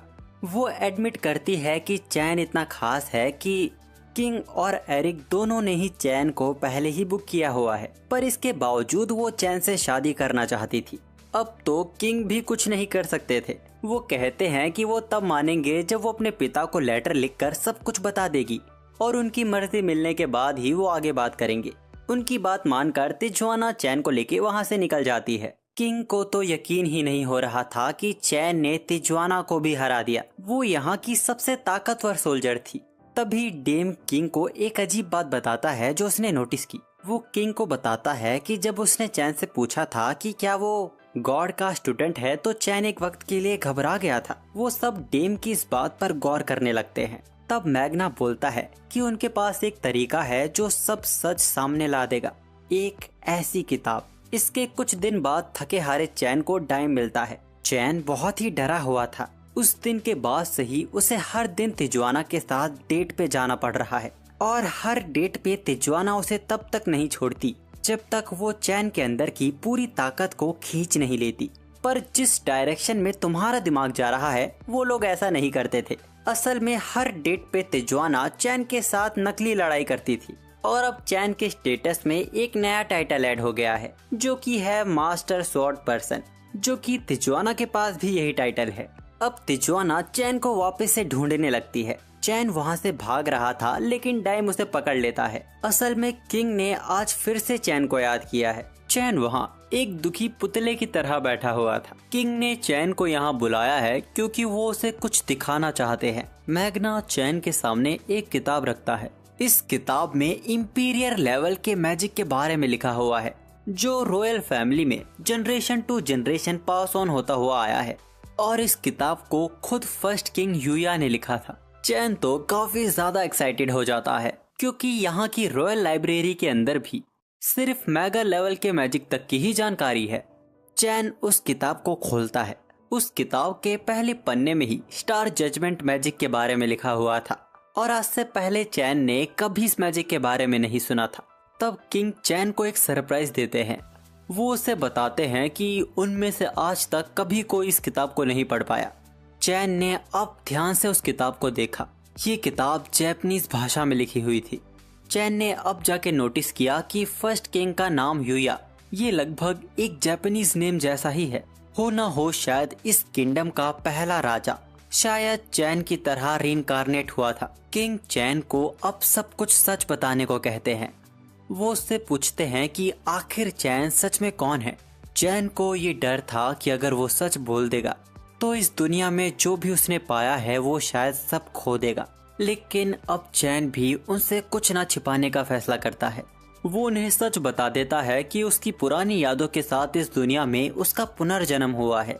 जहाँ से वो आया है उस जगह का नाम जापान है और उनके फर्स्ट किंग भी वहीं से थे। गैरम चैन से पूछता है कि क्या वो सच में उनका और सारा का ही खून है। चैन कहता है कि इसमें कोई डाउट नहीं है, बल्कि उसको तो ये गॉड ने खुद बताया है। वहाँ सब लोग ये सुन हैरान हो जाते हैं कि चैन गॉड से तक मिल चुका है। चैन उन सभी के सामने अपना स्टेटस खोलता है। चैन का असली स्टेटस देखने के बाद सबकी आंखें फटी की फटी रह जाती है। आखिर एक ह्यूमन इतना ताकतवर कैसे हो सकता है। यहाँ तक कि चैन को सभी गॉड्स की प्रोटेक्शन मिली हुई थी। किंग ने इस सच की उम्मीद बिल्कुल भी नहीं की थी कि उन्हें ऐसा सच सुनने को मिलेगा। वो चैन को बताते हैं कि अगर सबको सच पता चल गया तो ये किंगडम ही नहीं बल्कि पूरी दुनिया चैन के आगे झुक जाएगी। ये दर्जा है इस दुनिया में उस इंसान का जिसे भगवान ने चुना है। चैन उठकर कहता है कि उसे ये सब नहीं चाहिए। वो मानता है इस बात को कि उसका पुनर्जन्म हुआ है और उसके पास अपनी यादें भी हैं। लेकिन इसके बावजूद जब उसका जन्म हुआ वो यहाँ की हर एक चीज से अनजान था, पर उसे संभालने के लिए उसके पास यहाँ एक प्यारा सा परिवार था। उसने इस दुनिया में मैजिक को एक्सपीरियंस किया और एक एडवेंचरर की तरह मॉन्स्टर से फाइट की। उसकी मुलाकात टेलेस्टिया और सिल्क से हुई। वो उन्हें बताता है कि पिछली दुनिया में उसके पास कुछ भी नहीं था, पर यहाँ उसके पास परिवार है, उसके दोस्त हैं। वो यहाँ एक खुश जिंदगी जी रहा है और वो गर्व करता है कि वो गैरम का बेटा है। चैन किंग से माफी मांगता है कि उसने इतना बड़ा सच उससे छुपाया, लेकिन वो अब भी चाहता है कि किंग उसे वैसे ही ट्रीट करें जैसे वो पहले करते थे। किंग को भी इससे कोई आपत्ति नहीं थी। चैन को अभी भी गैरम के बेटे के द्वारा ही जाना जाएगा। वैसे वो कहते हैं कि शायद अब चैन को ही किंग बन जाना चाहिए। चैन की तो मानो पैरों तले जमीन खिसक गई थी और तभी वहाँ तिजोआना भी आ टपकती है। वो सबको दिखाती है कि उसे अपने पिता से चैन के साथ शादी करने की परमिशन मिल गई है और बिना देरी के वो चैन को अपने साथ ले जाती है। ड्यूक एरिक किंग से कहता है कि शायद हमें चिंता करने की कोई जरूरत नहीं है, चैन हमेशा चैन ही रहेगा। किंग भी हंसते हुए कहते हैं कि ये लड़का बिल्कुल भी डिवाइन चाइल्ड नहीं लगता। किंग सभी को कहते हैं कि यहाँ आज जो बात हुई है वो इस कमरे में मौजूद लोगों के अलावा किसी और को पता नहीं चलनी चाहिए। यहाँ तक कि कोई अपने फैमिली मेंबर्स को भी ये बात नहीं बताएगा। किंग को चैन पर यकीन है कि वो हमेशा इस किंगडम की, अपनी फैमिली की, अपने दोस्तों की रक्षा करेगा। अब घंटों भर तिजोआना के साथ खेलने के बाद हम चैन को सिल्क और टेलेस्टिया से डांट खाता हुआ देखते हैं। वो दोनों गुस्सा है कि काइन तिजोआना से भी शादी करेगा। चैन उन्हें सब कुछ सच बताने लगता है। सिल्क और टेलेस्टिया को तो चिंता होने लगी थी कि चैन बड़ा होते होते कितनी लड़कियों का दिल चुरा लेगा, और तभी तिजोआना उस कमरे में आ धमकती है और चैन को ये कहकर वहाँ से ले जाने लगती है कि चलो प्यार करते हैं। टेलेस्टिया और सिल्क का तो माथा ही खिसक गया था। चैन उन्हें बताने की कोशिश करता है कि जैसा ये सुनने में लग रहा है ये वैसा कुछ भी नहीं करती। तिजोआना चैन से कहती है कि आज हम पूरी रात करेंगे जब तक सुबह नहीं हो जाती, लेकिन ये लड़ाई बेड पर नहीं बल्कि मैदान में होगी तलवारों से। खैर, अब कहानी कुछ साल आगे जाती है। हम चैन को देखते हैं जो फर्स्ट किंग की लिखी उस किताब को ही पढ़ रहा था। फर्स्ट किंग इस बात को जानते थे कि जो भी इस किताब को पढ़ पा रहा है वो भी उसी की तरह रिइंकार्नेट हुआ होगा। फर्स्ट किंग अपने बारे में बताते हैं कि वो एक जापानीज थे। वो बताते हैं कि वो इस दुनिया में कैसे आए। उनका जापान में एक्सीडेंट हुआ था। उन्हें लगा कि उनकी मौत हो गई है, लेकिन असल में तो उन्हें इस दुनिया में समन किया गया था। वो चैन से अलग अपनी रियल फॉर्म में ही इस दुनिया में आए थे। चैन उस किताब को आगे पढ़ पाता कि तभी टेलेस्टिया और सिल्क वहां आ जाती हैं। वो चैन से पूछती हैं कि क्या वो एंट्रेंस एग्जाम के लिए पढ़ाई कर रहा है। फिर वो दोनों ही चैन के साथ पढ़ाई करने की जिद करने लगती हैं, लेकिन चैन ने आज मना कर दिया। वो उन दोनों से ये कहकर वहाँ से निकल जाता है कि आज और कल उसके पास उनके लिए टाइम नहीं है। बाहर निकलते ही तिजुआना चैन को पकड़ लेती है और कहती है कि वो चैन के साथ कल एक मॉक बैटल करना चाहती है, लेकिन चैन तिजुआना को भी मना कर वहाँ से भागने में कामयाब हो जाता है। असल में कल चैन का जन्मदिन है और आज के दिन की शुरुआत से वो 12 साल का हो जाएगा, यानी कि आज वो दिन है जब वो एडवेंचरर बनने के लिए रजिस्टर कर सकता है। उस गिल्ड के मुकाबले रॉयल कैपिटल की गिल्ड काफी ज्यादा कमाल की थी। यहाँ की तो रिसेप्शनिस्ट भी कमाल की दिखती है। इस गिल्ड में चैन गलती से एक लाल बाल वाले बंदे से टकरा जाता है। वो चैन से पूछता है कि क्या आज तुम्हारा गिल्ड में पहला दिन है। चैन उसे बताता है कि आज वो 12 साल का हो गया है और वो यहाँ एडवेंचरर बनने के लिए रजिस्टर करने आया है।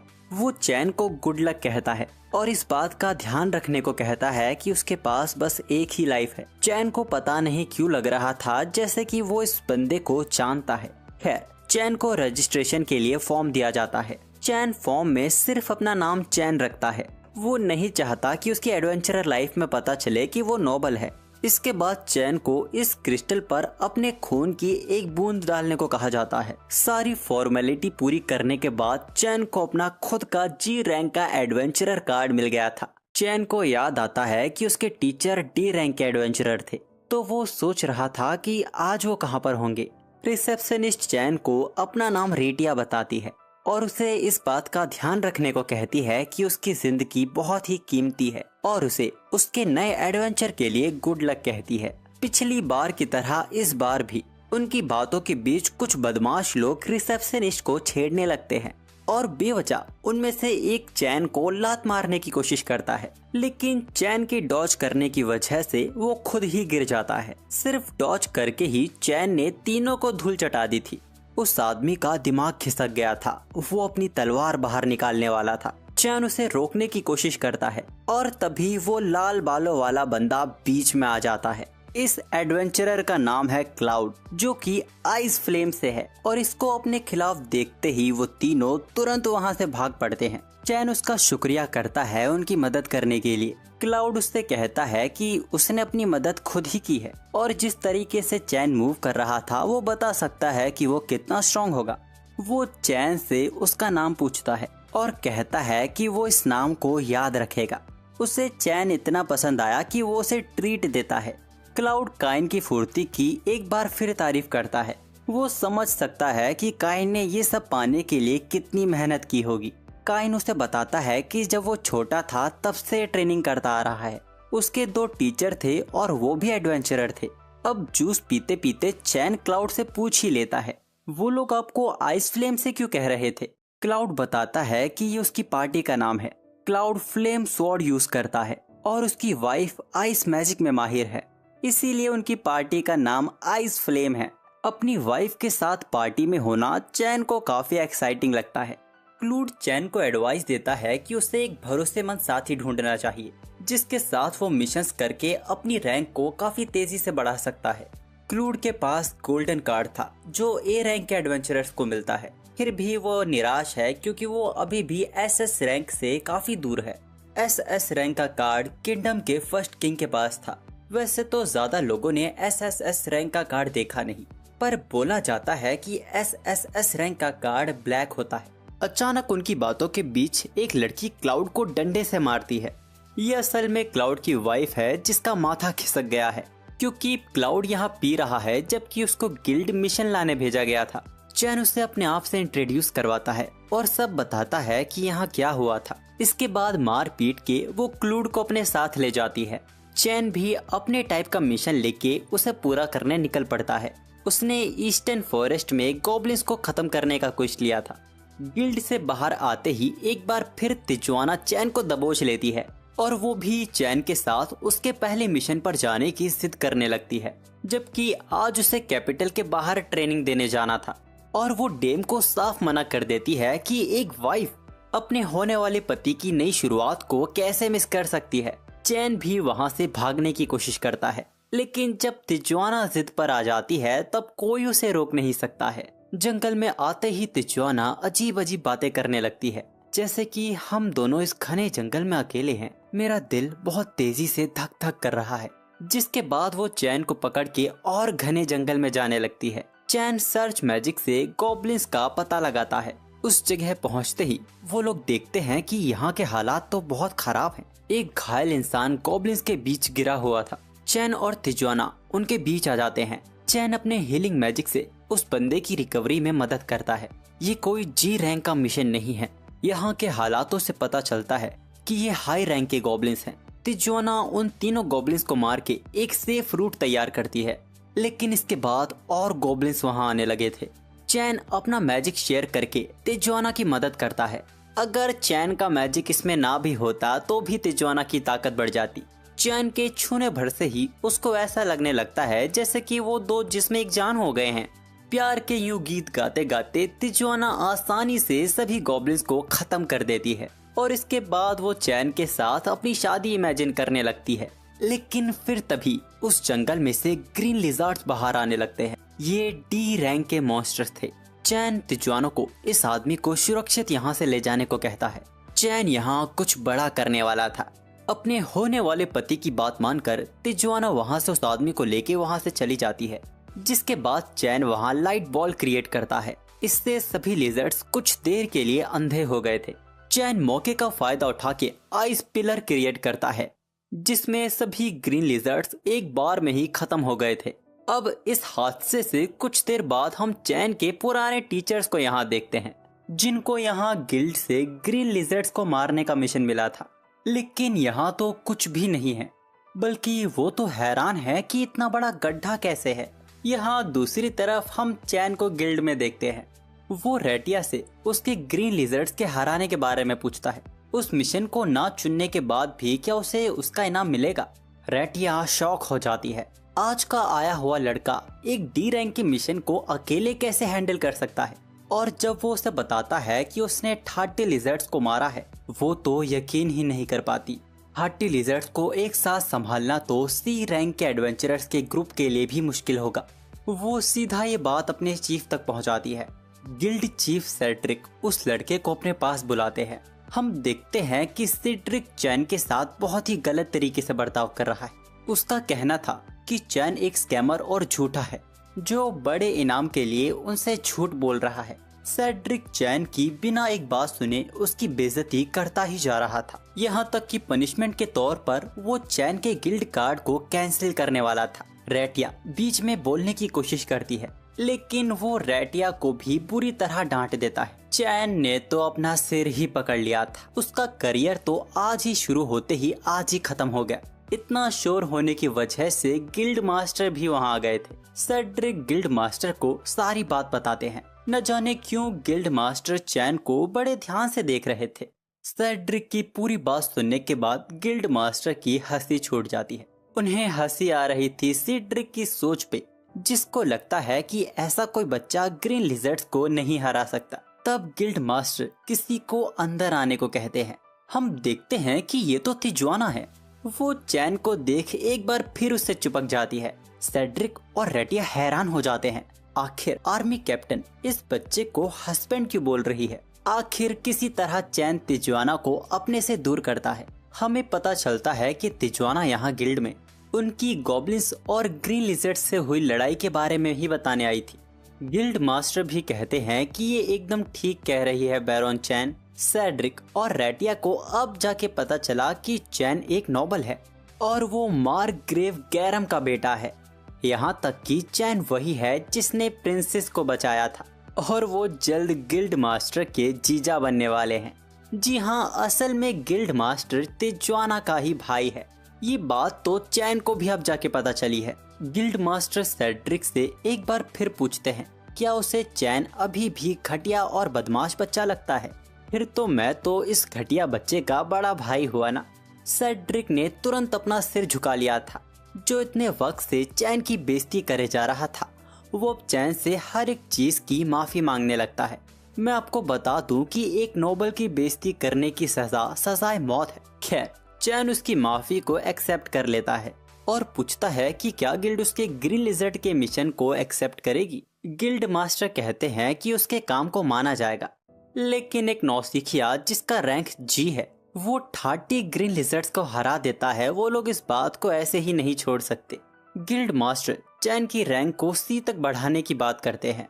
चैन को तो यकीन ही नहीं होता, लेकिन बीच में तिजुआना कहती है कि सी रैंक काफी नहीं है। मेरे होने वाले पति ने तो 10 साल की उम्र में रेड ड्रैगन को हरा दिया था। यहाँ तक कि चैन तो तिजुआना से भी ताकतवर है। घूम फिर कर चैन की रैंक को ए रैंक की करने की बात रखी जाती है। गिल्ड में ये पहली बार था कि कोई पहले ही दिन ए रैंक पर पहुंच गया हो, पर इसके लिए चैन को कुछ गुंडे पकड़ के लाने होंगे, जो कि चैन के लिए तो बच्चों का खेल है।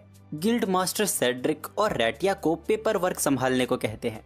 उनके जाने के बाद गिल्ड मास्टर उनकी तरफ से चैन से उनकी बदतमीजी के लिए माफी मांगते हैं। चैन उन्हें ये सब करने से मना करता है। गिल्ड मास्टर चैन को बताते हैं जब उन्हें अपनी बहन की एंगेजमेंट के बारे में पता चला तो वो सरप्राइज हुए थे, पर आज चैन से मिलने के बाद अब उन्हें कोई भी टेंशन नहीं है।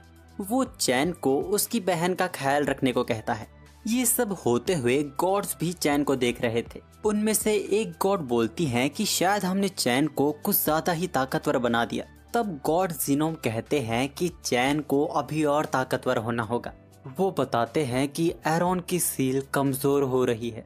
अचानक सभी गॉड्स हैरान हो जाते हैं और कहते हैं कि अगर एरोन वापस आ गया तो दुनिया पर वाकई बहुत बड़ा खतरा मंडरा रहा है। गॉड्स अब तक उसे 300 सालों तक कैद करने में कामयाब रहे, लेकिन अब क्या होगा ये कोई नहीं बता सकता।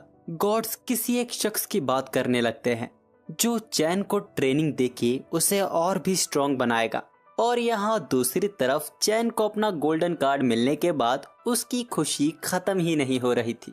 आज तो सिल्क और टेलेस्टिया भी बहुत खुश है, क्योंकि आज चैन उनके साथ पढ़ाई जो कर रहा है वो तो इसको स्टडी डेट कहकर खुश हो जा रही थी। और तभी वहाँ तिजुआना कबाब में हड्डी बन जाती है, जो कि कहती है कि फॉरेस्ट डेट में तो बहुत मजा आया, अगली डेट पे हमें बीच पर जाना चाहिए। तिजुआना ने चैन को एक बार फिर बड़ी मुश्किल में फंसा दिया था। खैर, आज इस पार्ट के लिए इतना ही। अगर आपको ये वीडियो पसंद आती है तो इसके सेकंड पार्ट पे काम जल्द से जल्द शुरू हो जाएगा। इससे पहले हम कुछ अच्छे एनिमेस को कवर करने वाले हैं। साथ ही साथ मैं एक सेकंड चैनल शुरू करने जा रहा हूँ, जहाँ पे हम अच्छे वाले रोम-कॉम एनिमेस को कवर करने वाले हैं। तो अगर आप सिंगल हैं और जिंदगी में खुश हैं तो प्लीज उस चैनल को सब्सक्राइब मत कीजिएगा, लेकिन इस चैनल को तो सब्सक्राइब कीजिए और इस वीडियो को भी लाइक कीजिए, अपने दोस्तों के साथ शेयर कीजिए। मिलते हैं एक और एक्शन से भरे एनिमे के साथ बहुत ही जल्द।